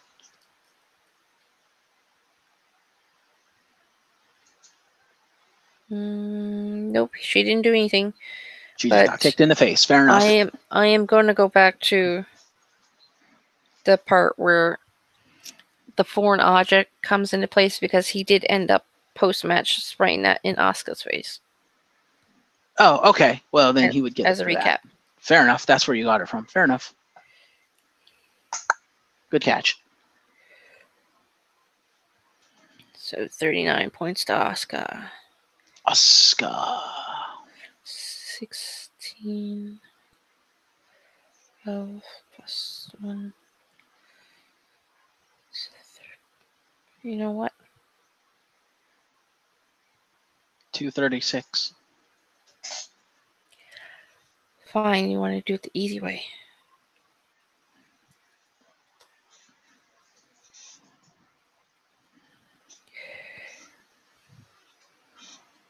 All right.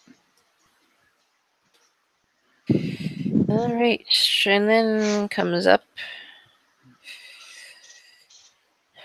where we have a replay of the aired opening segment that led to the team 10 tag team champion. Nope, that's not it. You know what I mean. Anyhow, Daniel Bryan, Kane, and the New Day. Yes. They're talking, and Kane and Bryan, they're with the New Day backstage talking strategy. Woods said that they need to find a way to beat them. Bryan wants to chop them down at the knees. Kane said that they should set them on fire, drag them to hell. Bryan questioned it. Kingston said they need to focus. Bryan said if Kane let him punch the Miz, that they would have seen them coming. Kane said no. Bryan said yes. They did this back and forth thing. And Big E had enough of it, told him to stop. Big E told Xavier that they need to formulate a strategy. He needs Kofi to run circles around them. He told Bryan to get the goat face killer, to be the goat face killer. And Kane that he needs to... Kane said that this is the battle they will win. Kane also said he promises that they will win. Bryan asked if that was an NSYNC lyric, and Kane said, so it still applies. And they all cheered. So it's a promo to all 5 guys. To everyone, yeah. Yes, yes, yes.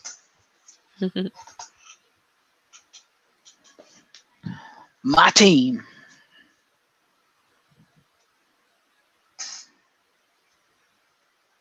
I actually have the majority of the main event, so there'll be a lot of points out of this main event.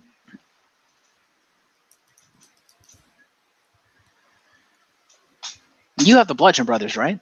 I do.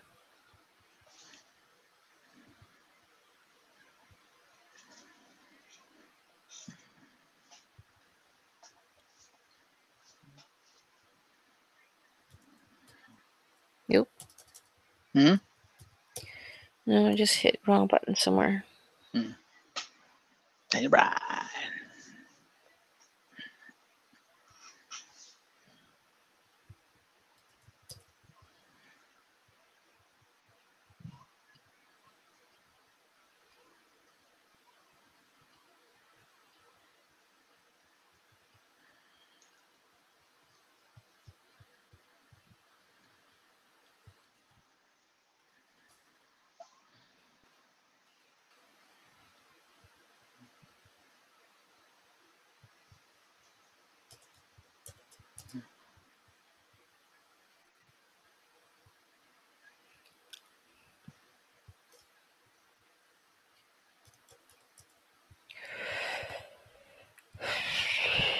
Alrighty. We're coming back from commercial, and Carmella and Ellsworth are shown backstage. Paige comes to talk to him, and Ellsworth offered Paige a chance to get some. Paige said that Ellsworth is going to be suspended above the ring in a shark cage during the Carmella and Asuka match at Extreme Rules. Carmella left while Ellsworth was shocked by it. So I didn't give him anything for that. Well, you already gave them promo points for a previous promo that night, did you not? Uh-huh. Alright, that's good enough. So it's the SmackDown Women's Championship, Ellsworth in a cage match.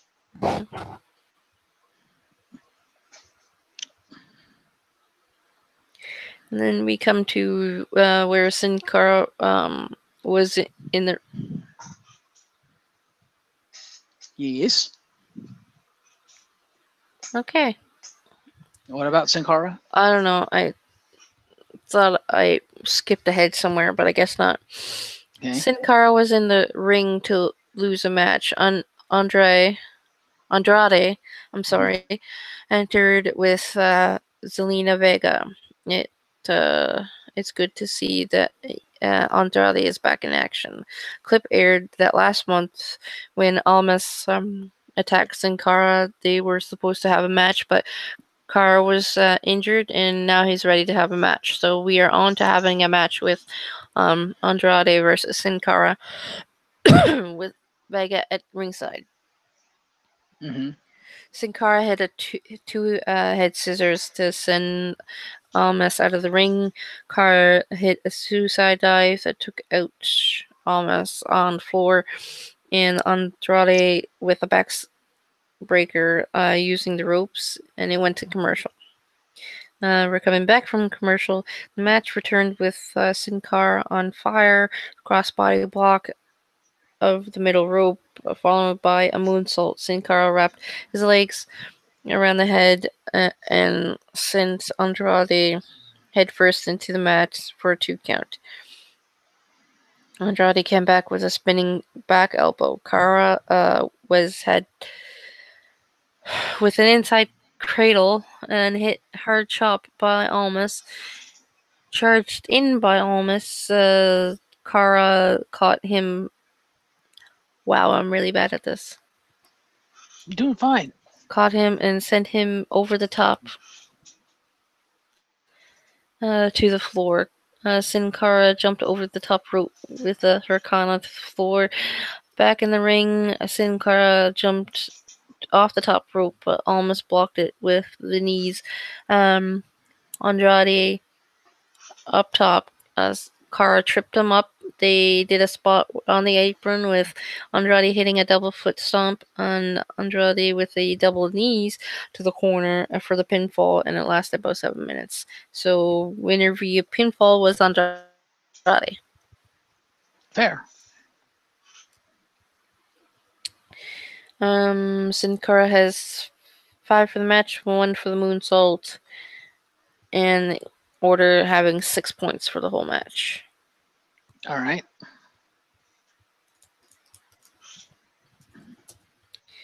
Then we have Andrade. Mm-hmm. He has 5 for the match, 20 for the win, and 1 for the move. It's 26 points to Andrade.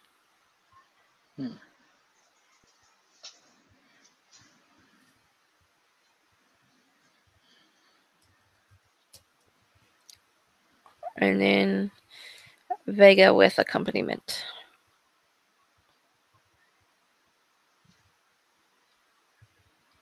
Yep.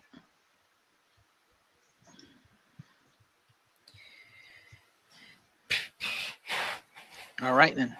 And the announcers went over the Extreme Rules lineup. Well, shilling WWE. I assumed he meant selling WWE Network. Sanity trio of Eric Young, Dane, and Wolf. They were talking trash about their opponents, and Young said that it's about the chaos. The Bludgeon Brothers duo of Harper and Rowan showed up, and with Rowan saying, "Let the bludgeoning begin." So promo points to all 5 people. Ooh, more promo points to me. Yay.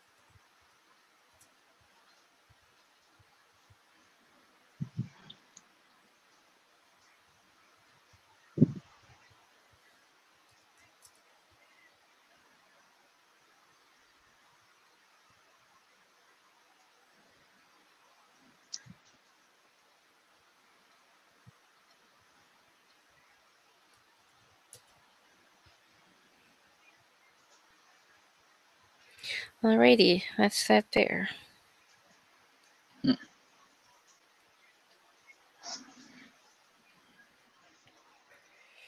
Okay, coming back from commercial, they say that this week on 205 Live, it's Cedric Alexander versus Hideo Itami for the Cruiserweight title.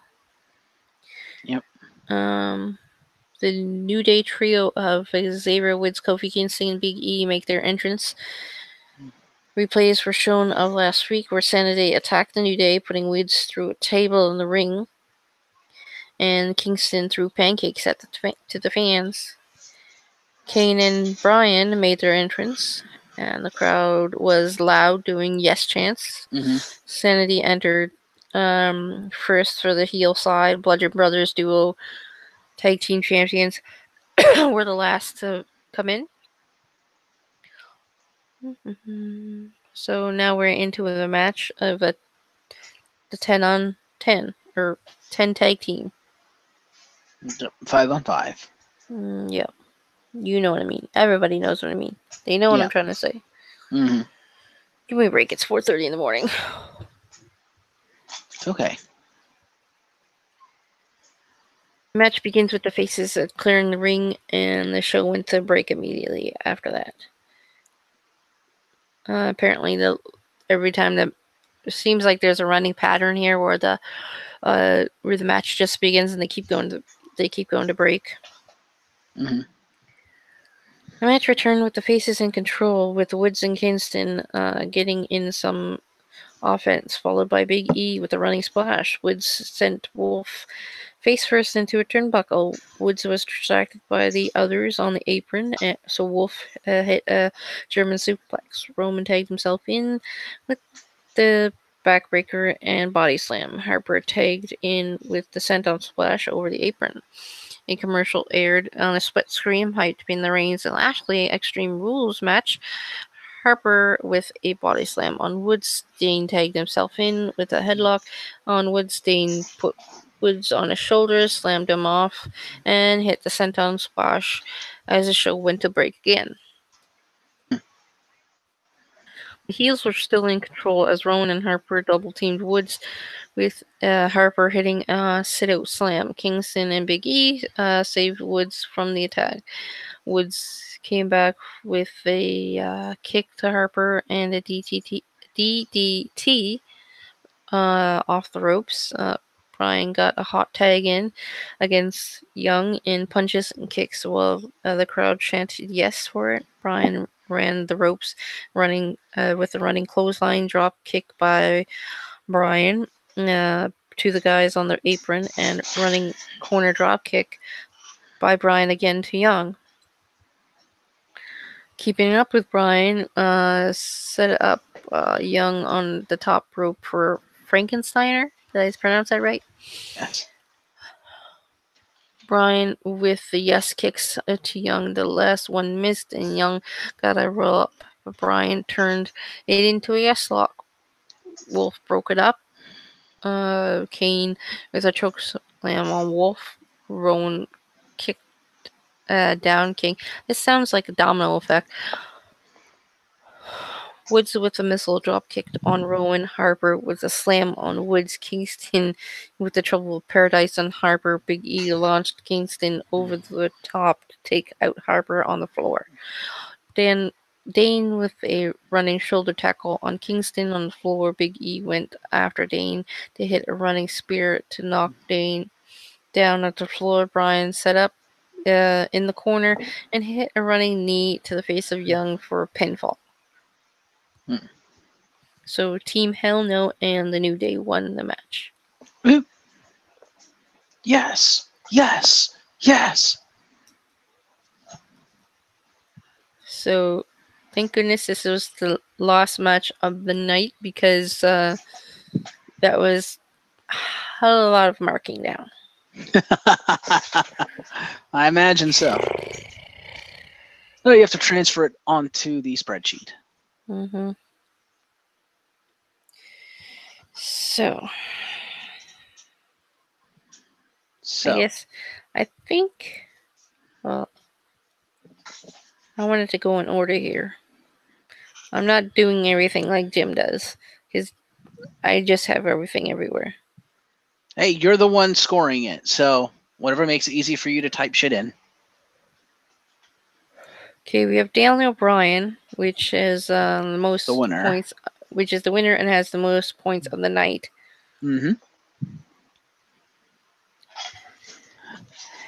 I am the tag team champion.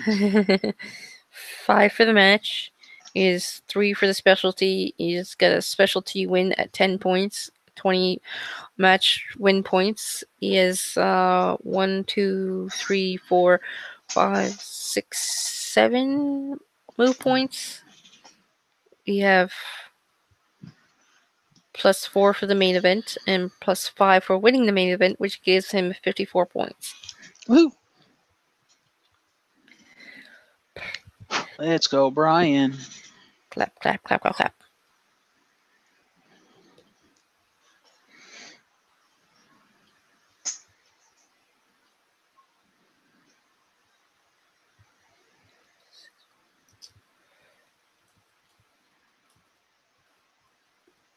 Is him at 518.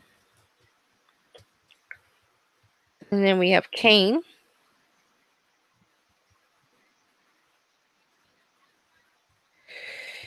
Who he has 5 for the match, 3 for the specialty, 15 for the team win, 1 move point, and 4 for the main event is 28 points to Kane.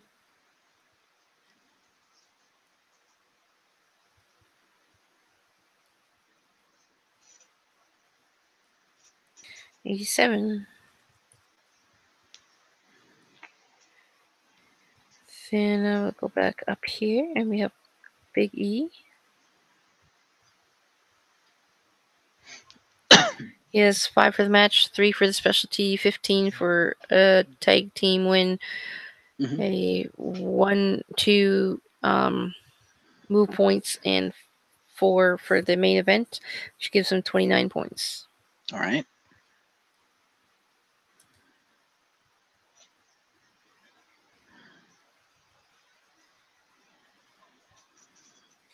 Gives him 265. And we have Kofi.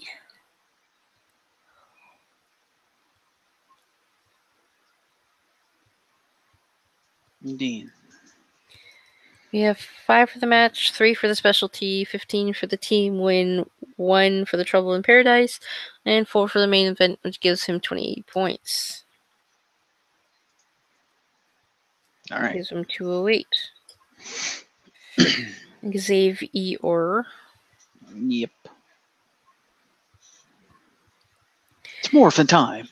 I'm disappointed he doesn't do that anymore.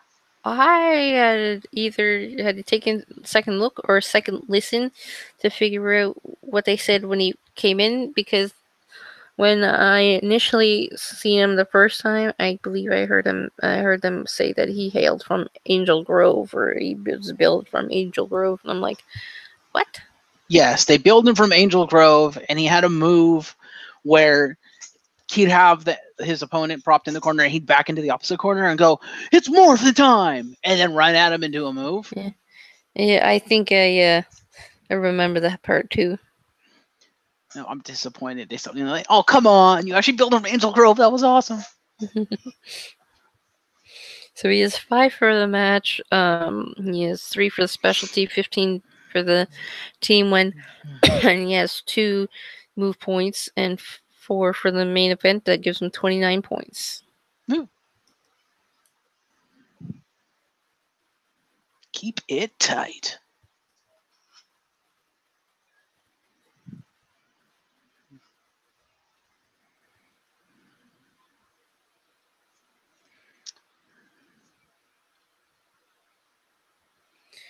Alexander Wolf.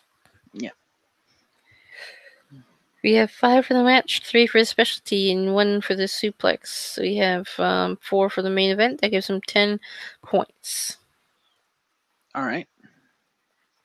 Did I miss something? No. I said, okay. I trust you. Okay.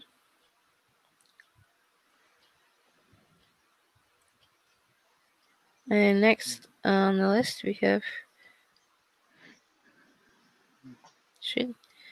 is Eric Young.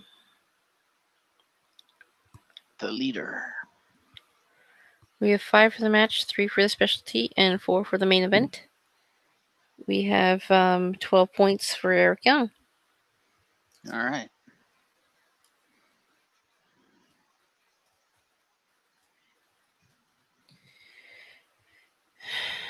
Then I'll go to Eric Rowan, and he has 5 for the match, 3 for the specialty. We have 2 move points and 4 for the main event. Gives him 14 points.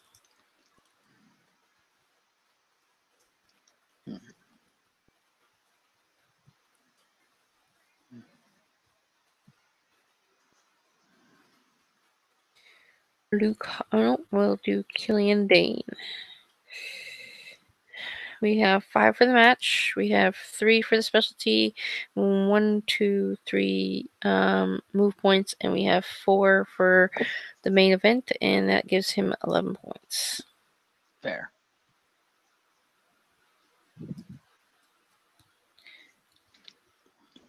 Luke Harper, 5 for the match, 3 for specialty, and 1, 2, 3 move points. 4 for the main event is 15 points.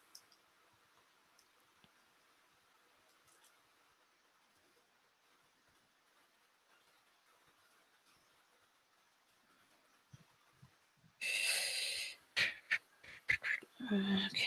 Yep.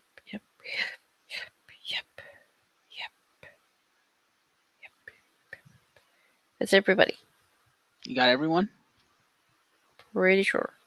All right. Let's hit the happy totals. See where we stand as of SmackDown Live. Da-da-da. We have Holy shit! What? I mean, I knew I was going to get a lot of points, but damn! You're in the lead with 70-29, and we have the Woken Warriors at 67-22, and then myself is at 59-75.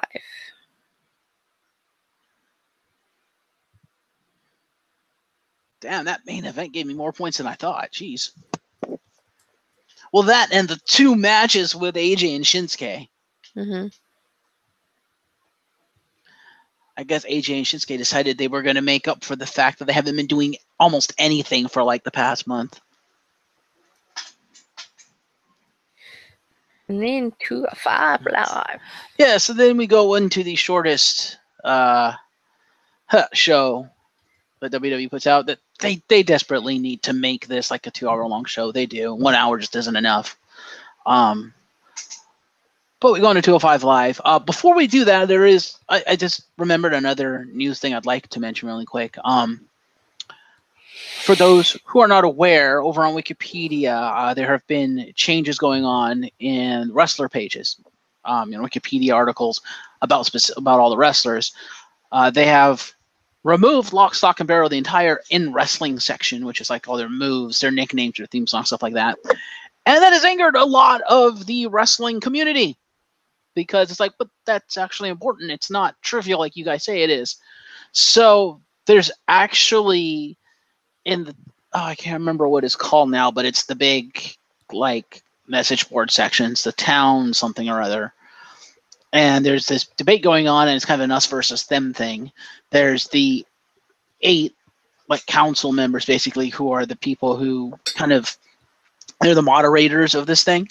And then there's I think like 4 admins or something like that, a smaller group of admins who are the people who actually run Wikipedia, and they're the be-all end-all. They're the ones who create all the policies. The council enforces them. The admins have not weighed in yet. As far as I know, I haven't actually checked in a couple days, but it's pretty much been the council members, moderators, that are weighing in, and it's kind of like a lot of the community is just pissed off because they're like, why did you remove this? That's dumb. We need this information.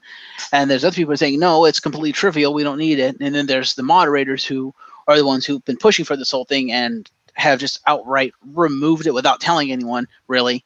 That also agree that's trivial. So there's valid points on both sides, but there's a huge, argument discussion going on. And so if you're at all interested in that, head on over to Wikipedia. And try to find that. Finding those discussions is kind of hard. I think if you go to any of the wrestlers' pages, you can kind of work your way toward the back end of it, and you'll find it. But if you want to weigh in, feel free to create a Wikipedia account and weigh in and give your opinions, because all opinions helps. I don't know if anything will change because they seem kind of like a draconian, like almost council dictatorship over there, but you never know. So go check it out, weigh in, and maybe you can help affect change in Wikipedia, because I'm of the opinion that the whole section should not have been removed, like with the moves, the move list and stuff, and I can understand, it was a pain in the ass to moderate and stuff, because trying to find reliable sources for these moves, you can't really do that. But that's also part of the reason why people are saying, well, then why are you even trying to moderate it? Because something like that move sets specifically that change so quickly, so rapidly over time, it's virtually impossible to have any quote unquote reliable source. So, there's that. And like I said, there's the fact that people say that it is important, and they are. The movesets are important to the wrestling character and the development of that character. So it's an interesting read. There's some emotions going on in there, some anger and whatnot. So have a read of that and do with it as you will. I just wanted to mention that. Hearing Eric Young reminded me about that, because I was thinking, what are Eric Young's moves? Oh yeah, that's right. They don't exist on Wikipedia anymore. So there you go. No, they don't, because I've trying to gone through Wikipedia, so this scoring thing can go a little bit easier. However, I have to go to a whole new different site. Yeah, it doesn't list as many as there should be on Wikipedia, I guess. Yeah, I go to Pro Wrestling Wikia. But as someone in that discussion pointed out, that isn't Wikipedia, which is, it's got a lot more people editing it, and it's more professional, if you will. The Wikia is just a fan Wikia, and it's so horribly out of date, which I can kind of agree with. That's why I've been taking some liberties when I've been scoring 205 Live and stuff, because I'm like, well, I know for a fact that he uses this move on a regular basis. I don't see it here, but I know it's a signature move, therefore I'm going to count it. So, so also for those out there who, we're probably not going to get it back, at least not as we know it in Wikipedia, I would highly, highly encourage you to go over to Pro Wrestling Wikia. Just go to Google, type in Pro Wrestling Wiki, and update the crap out of it. Keep that updated and have that be our definitive wrestling source. Anyway, now that I've said that, on to 205 Live. Is there a rant for the night? Yeah. So, kick things off with a match. Kalisto of the Lucha House Party versus Tony Nese, the 8-ab wonder, as I call him. Technically, he has 6, but he's counting 8, and it's like, okay. So, basically, they have one heck of a match. It's actually pretty good. The strength and power of Tony Nese versus the high-flying Lucha Libre action of Kalisto. Tony Nese actually gets in like 1 or 2 aerial spots, which is fucking impressive for a man his size, because Tony Nese is not a small dude at all. Tony Nese is accompanied by his pal Buddy Murphy, who is completely pissed off after losing a very, very close and very, very great match against Mustafa Ali the previous week. He should not be ashamed of that match. It's a fantastic match. If you haven't seen it, go watch it. And then, of course, we have the rest of Lucha House Party coming out with Kalisto, Gran Metalik, Lince Dorado. Gran Metalik, Lince Dorado have the Lucha Noisemakers, as they do, and they use that throughout the match, to the point that it pisses off Buddy Murphy. And Buddy Murphy gets in their faces and is like, stop doing that, blah, blah, blah. And he's, kind of pissed off, so he gets really pissed off. And Tony Nese slides down, like, dude, chill out, chill out. Let me finish this match. Don't fuck this up for me. And Kalisto is like, get away, get out, leave. Trying to tell Buddy Murphy to F off, basically. Don't interfere in the match. And Kalisto does a diving move on Tony Nese outside the ring and stands up and just gets in Buddy Murphy's face, like, get out and leave. And Buddy Murphy kind of backs off. And then Kalisto goes to pick up Tony Nese to put him back in the ring. And Buddy Murphy's like, fuck this, and clotheslines Kalisto in the back of the head, causing a no contest. Hang on a second, I got to jack in.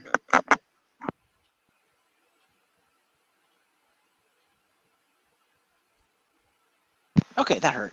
I'm back now. I'm plugged in, so I have power. So yeah, the match ends in a no contest. After the bell rings, Buddy Murphy goes to work on the Lucha House Party. The Lucha House Party fights back, that being Metalik and Lince Dorado.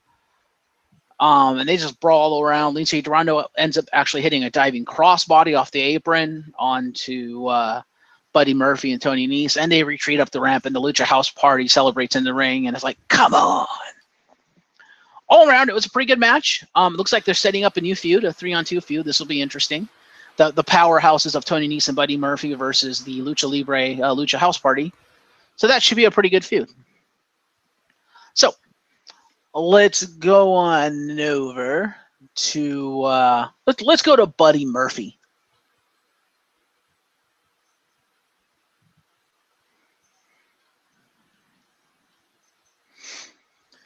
And he gets 5 for accompaniment, 6 for interference, 4 for the assault, for a total of 15 points to Buddy Murphy.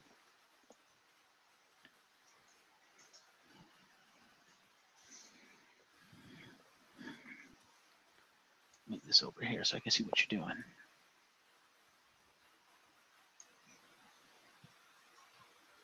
All right.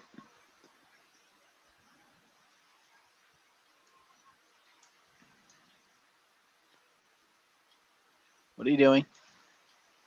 No, I assume you were doing the losers first. Oh, yeah, I guess we could do that. I was going to do all the accompaniments first, but since you're on Tony Nese, because Buddy Murphy wasn't in the match. But Tony Nese, 5 points for the match, 5 for a no contest, because WWE officially ruled in a no contest. 6 for countering a launching tornado DDT and the Salida del Sol, and 1 for the deadlift powerbomb, for a total of 17 points to Tony Nese, the premier athlete.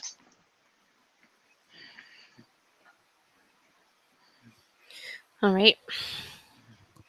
And I'll leave it to you to list off the next one. All right, let's go to Grand Metalik. 5 for accompaniment, 6 for interference, 4 for the assault, total of 15 points to Grand Metalik. Mascara Dorada. Okay. Right. Lince Dorado, the Golden Links. 5 for accompaniment, 6 for interference, 4 for assault, 1 for the diving crossbody, for a total of 16 points to Lince Dorado. And our winner, Kalisto. 5 for a match, 5 for the no contest, 9 move points for 2 handstand head scissors takedowns, an apron enziguri, the Mexico City Twister, which I didn't know that's what that was called. So thank you, Nigel McGuinness. Hurricane Rana, diving crossbody, a roll-through kick, rolling wheel kick, and a 450 splash for a total of 19 points to Kalisto.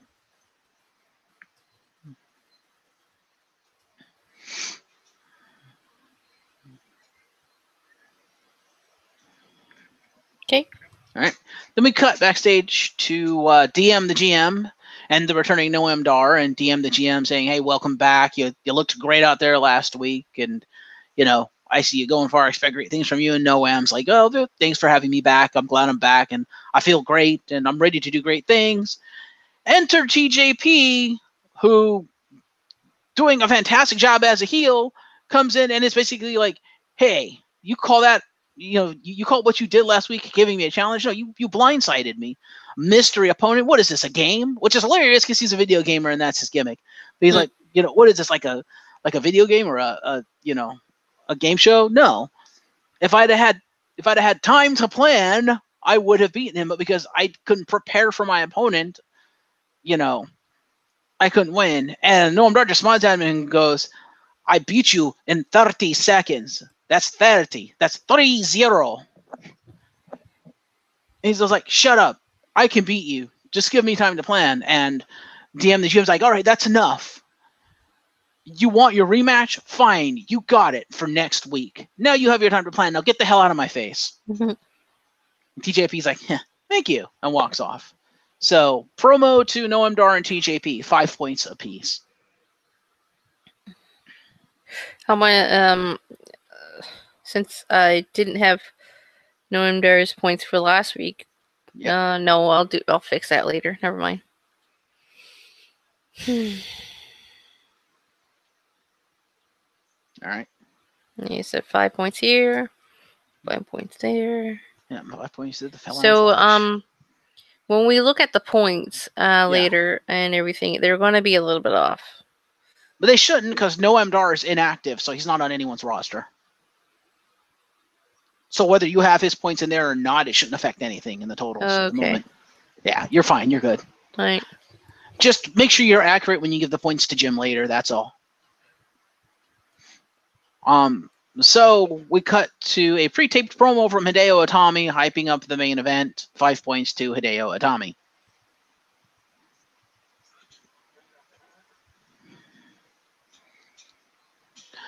Also, WWE, if you're going to allow the Japanese people to cut promos in Japanese, fucking subtitle that shit. Come on. I'd like to know what he's saying.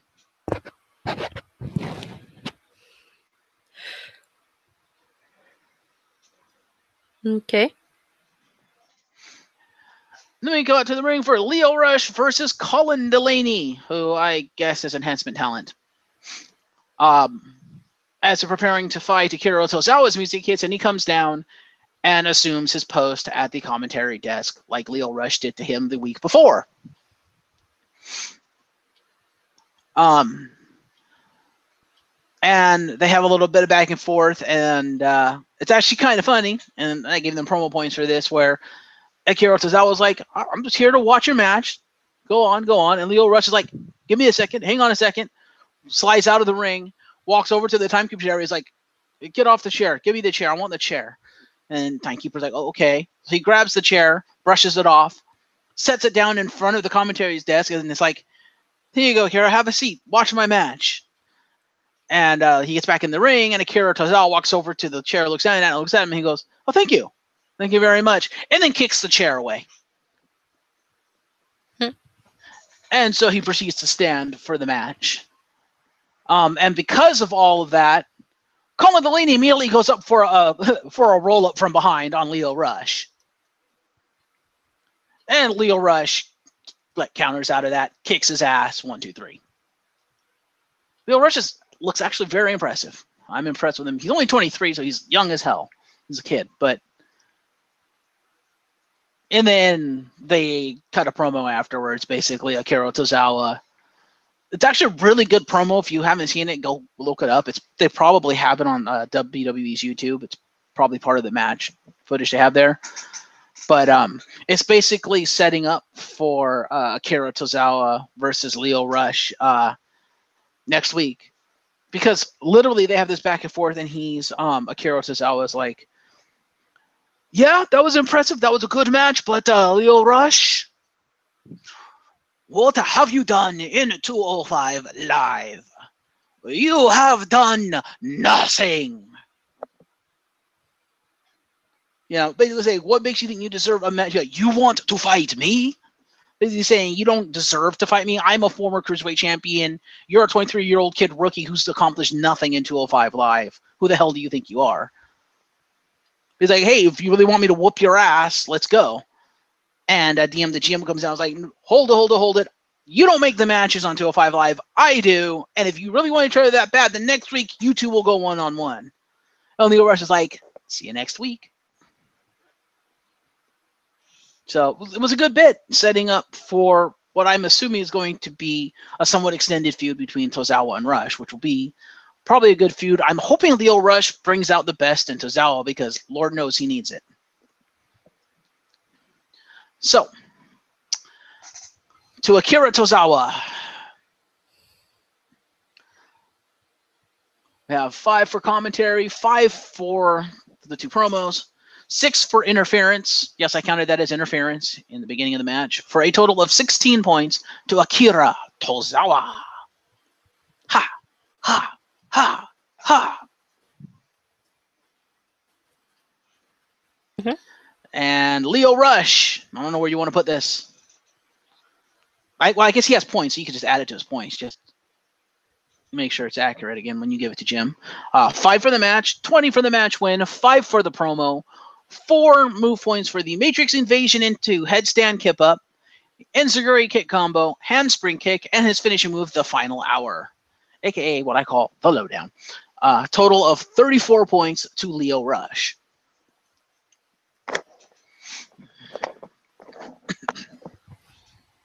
Calling it the lowdown after you? Well, I think it's basically what the lowdown was based off of, the D'Lo Brown's like frog splash move. That's the Final Hour. Mm-hmm. All right, so then we cut backstage to Drew Gulak, the Brian Kendrick, and not so gentleman Jack Gallagher, and Brian Kendrick and gentleman Jack Gallagher looking menacing. Like, I was like, wow, Jack Gallagher actually looks fucking creepy in that lighting. What the hell? But it's basically Drew Gulak cutting a promo talking about, now that they've dealt with the loser house party. Or actually, I think it was Nigel McGuinness who called them that on commentary. But anyway, now that we've dealt with the Lucha House Party, now it's on to bigger and better things, namely the Cruiserweight Championship. So I guess Drew Gulak is the leader of this faction, and he's making a bid for the Cruiserweight Championship. So, yeah, have fun being not relevant, legend the Brian Kendrick. Apparently your entire career means nothing. Anyway, so they don't say anything. Gulak does the promo, looking all menacing. It's like, it will be interesting to see who wins tonight, but I'm coming, or something like that. Basically saying he wants the Cruiserweight title. So, 5 points to Drew Gulak for actually talking. Mm-hmm. And 3 points apiece to the Brian Kendrick and gentleman Jack Gallagher for looking menacing.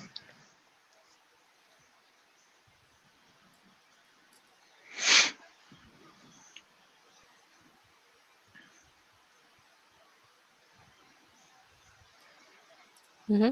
All right. And then we go on to our main event. Cedric Alexander versus Hideo Itami for the Cruiserweight Championship, the big purple belt. This was a hell of a match. It was a great match. I would say not as good as Mustafa Ali's recent matches, but still very, very good. I wish they did a little more with Itami, because they played up that he was a striker and he did a lot of strikes, but I'm like, he could do more than strikes. He fucking innovated several wrestling moves. It's like, come on. And most of what he did was strikes. That was kind of disappointing, but it was still a great match nonetheless. Itami went for pretty much what brought him to the dance, and that is trying to take the bottom turnbuckle pad off of the turnbuckle. And the ref caught him and was like, what are you doing? Don't do that. So that never really came into play because he never finished undoing it. But I thought that was a cool callback to the previous week. Or 2 weeks ago when he won the match.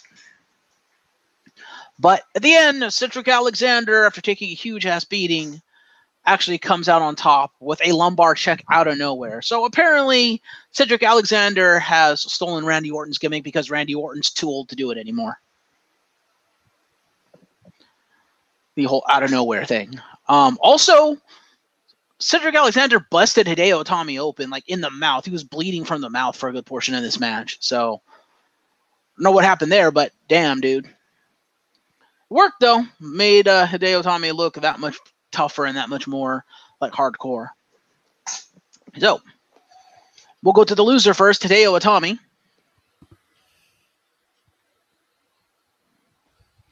Mm-hmm. And 5 points for the match, 4 from the main event, 7 moves with 2 high kicks, a running high knee, a tornado neck hang. I didn't know what to call it. So basically, he jumps off the top rope to do effectively a tornado DDT, but instead of DDTing, he drops him throat first on the top rope. It's kind of vicious. And it's very unique, so I just said, oh, well, it's your signature move then, because you're the only one that does it. I have lots and lots of kicks, because, again, he did a lot of striking, most of them kicks. And he's very much a kicker, so I was like, I'll just lump it all into one. He does a fisherman suplex and a shotgun dropkick into the steel steps, which looked vicious, for a total of 16 points to Hideo Itami.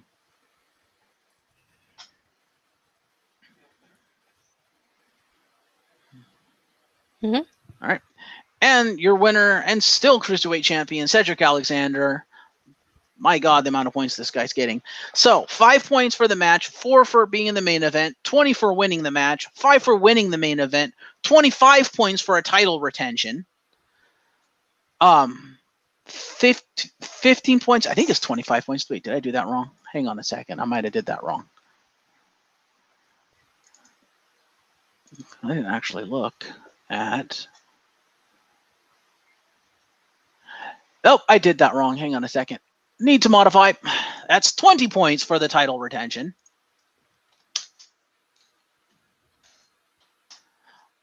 15 counter evasion points for evading 2 roundhouse kicks and countering a fisherman suplex, a kick combination, and modified GTS. I forgot what it's called because, again, Pro Wrestling Wiki has not updated enough to even have Hideo Itami's new finishing move on it. So, but he tried to go for the new finishing move, and Cedric countered it. And 6 move points for the handstand, head scissors takedown, drop kick, launching tornado DDT, somersault senton. I think it's called the neuralizer. I think that's what they call it. It's a handspring enziguri. Surprised that had a name to it. And of course, his lumbar check for the win for a total of 75 points to Cedric Alexander.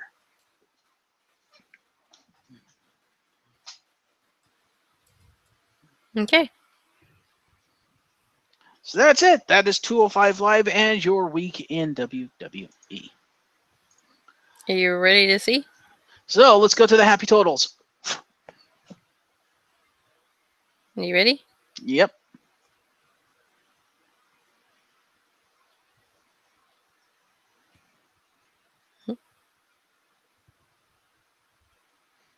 So I end the week at 71.56 in the lead. The Glorious Progresu TNA Club Originals. We have the Woke Warriors with Jim at 67.83, and you with, I keep forgetting, 59.97. Yeah, 59.97. Rowdy legit Architects. Legit Rowdy Architects. Yep.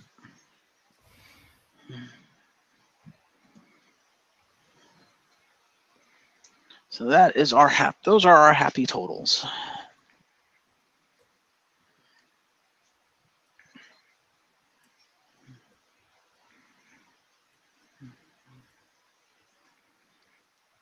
All right. Woot. I only managed to get about, what, 12 more points, maybe more. Yeah, but you don't have a lot of cruiserweights. No. All right, so let's go over to the main roster table and take a look at our leaderboards for the week to see where we end this thing.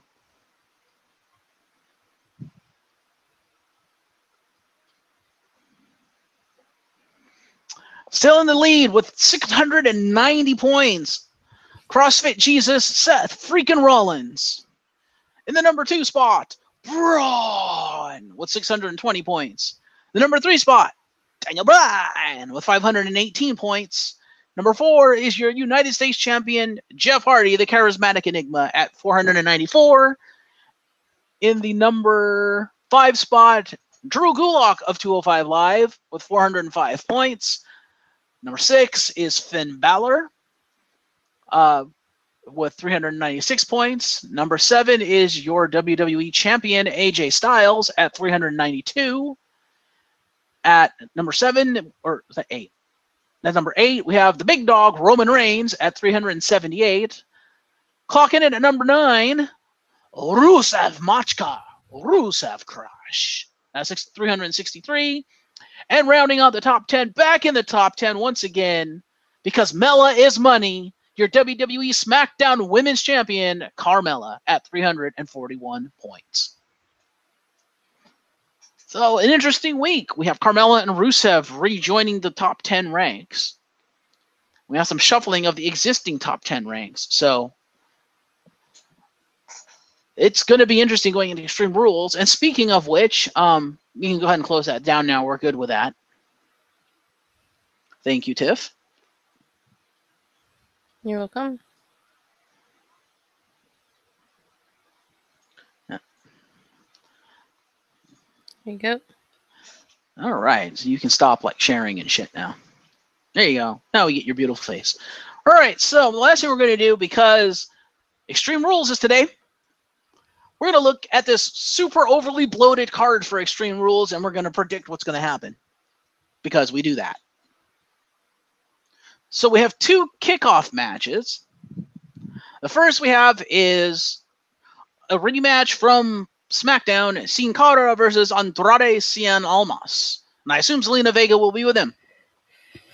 Who do you think is going to win that, Tiff? Replay. Well, if it's anything like what happened this week, it's probably going to be Andrade. I agree. I think Andrade will win once again. And then we have for the What was that? What? I had bad interference there somewhere.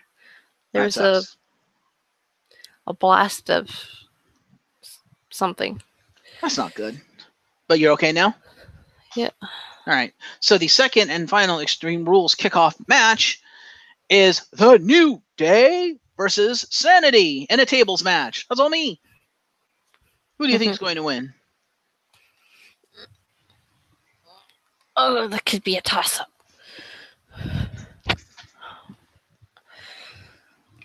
But if I'm going to pick one, judging by the way they've gone this recently, it's maybe Sanity. Yeah, I think Sanity's going to win because they're pushing them.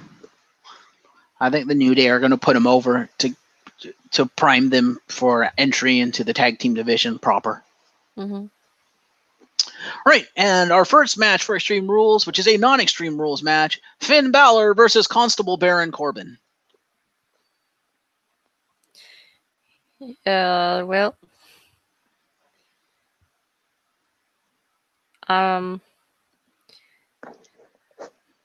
there could be a thing where you'll say it's going to be Finn, and I could say it's probably going to be Corbin because you have Finn and I have Corbin, but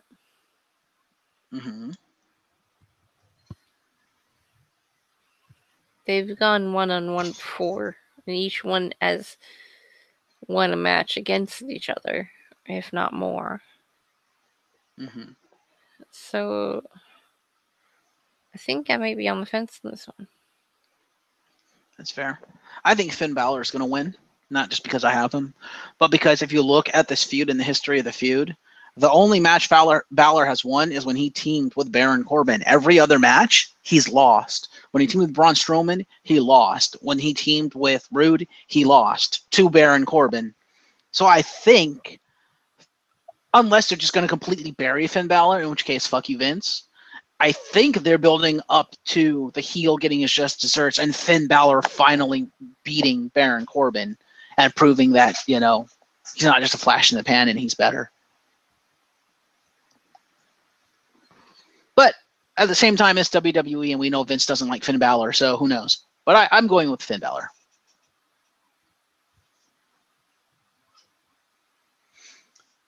All right, we have the Raw Tag Team Champions, the leaders of the world, Wilkie Matt Hardy and Bray Wyatt versus the B Team. Who do you think is going to win that? And you do your thing. I'll be right back. Do what well, people, I am here by myself. But if I was to choose who's going to win, I think maybe the Eater, like the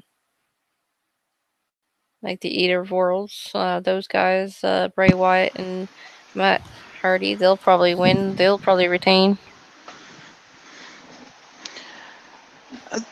I could go either way because it seems like the B Team is getting a push, like a huge push. But yeah, I'm going to go with the leaders of worlds. I see them retaining. Okay, I can see them retaining, but at the same time, if the B Team win, that's a double tag team championship on my roster. All right. We have the SmackDown Women's Championship match, Carmella versus Asuka, and a James Ellsworth in a cage match.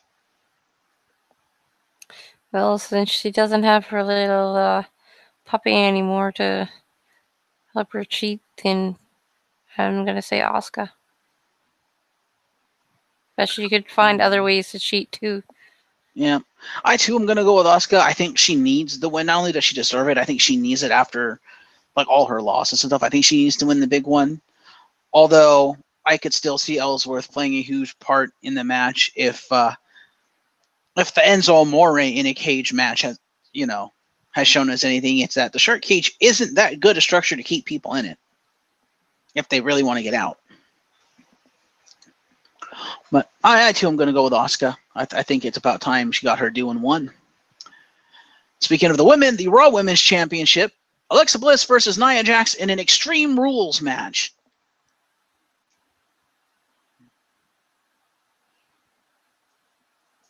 What do you think, Tiff? Who are they again? Alexa Bliss versus Nia Jax, Extreme Rules match for the Raw Women's Championship.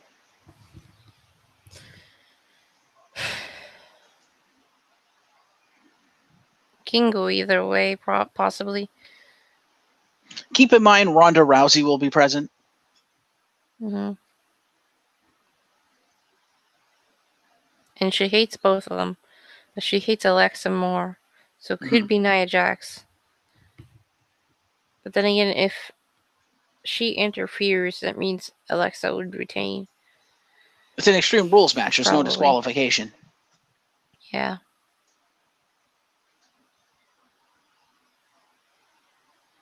Who are you going with? I don't know. It can go anywhere.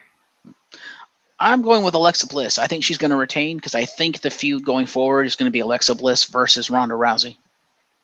I can see that. I could see Ronda Rousey inadvertently causing Nia Jax the match. But you're right. It could go either way. Yep. All right. We have United States Championship, Jeff Hardy versus Shinsuke Nakamura.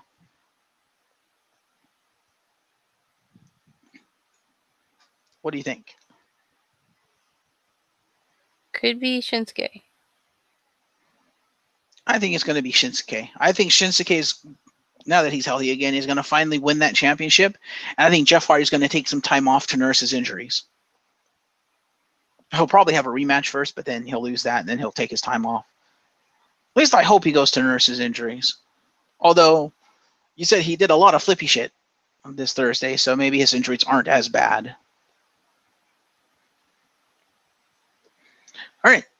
Then we have the other mid-card title, the Intercontinental Championship. Dolph Ziggler with Drew McIntyre versus Seth freaking Rollins in a 30-minute Iron Man match. Who do you think will win?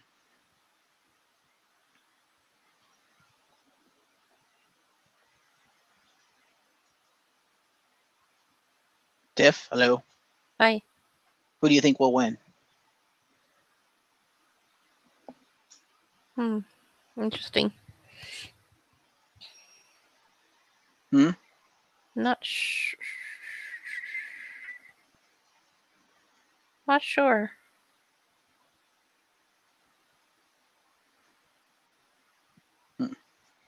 I think Ziggler is going to retain. I think Drew is going to help him, and I think Rollins is going to go on to bigger and better things.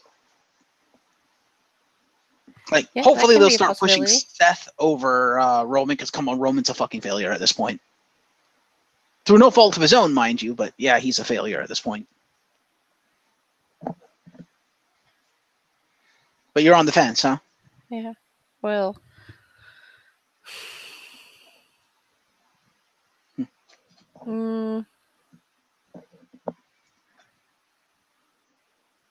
I can see the point where, the Drew McIntyre will interfere and he'll retain. I can see that happening. But I can also see that maybe if they want to give him another push towards the Intercontinental Championship, that Seth could probably win it too. So maybe but Seth. They just took it off him. I don't know that they'd put it back on him. And really, does Seth really need the Intercontinental title at this point? He's had it once. He needs to go back to the top of the mountain. Yeah. We'll see. But you're right. This could go either way. So, SmackDown Tag Team Championship, the Bludgeon Brothers versus Team Hell No. Bludgeon Brothers.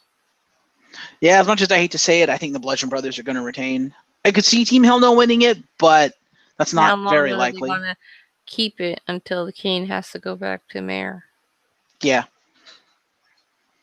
Like I said in a previous show, the rumor right now is that The Miz is going to interfere, cost Team Hell No the match, and that'll go into a Daniel Bryan versus Miz feud as Kane goes to become mayor. Mm-hmm. So we'll see what happens. All right. Then we have grudge match: Braun Strowman versus Kevin Owens in a steel cage. Braun.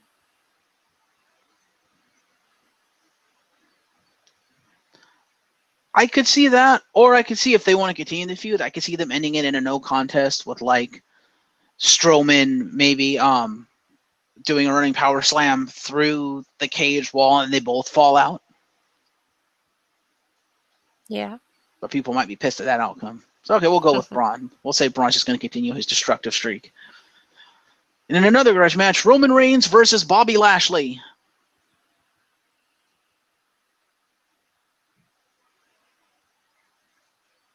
What do you think?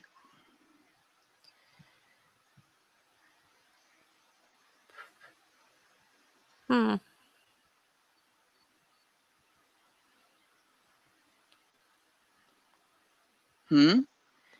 Good question.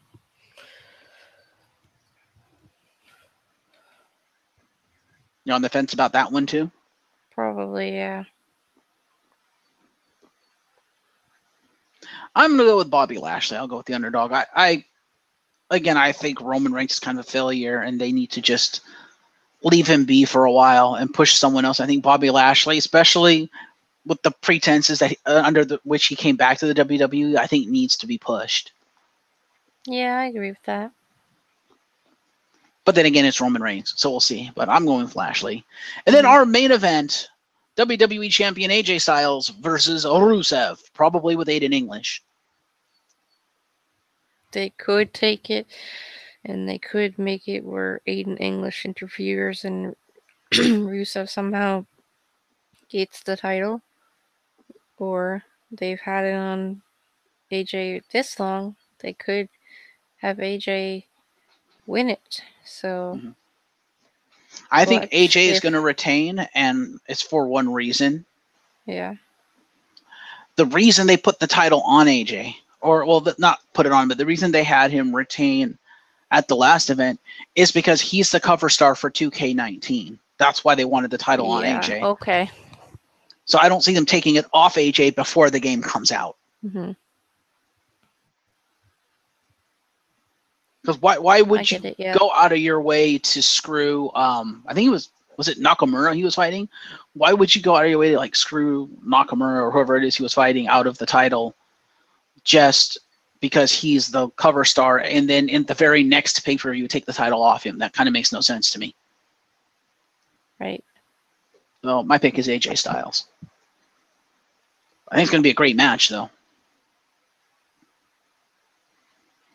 So where do you sit with that one?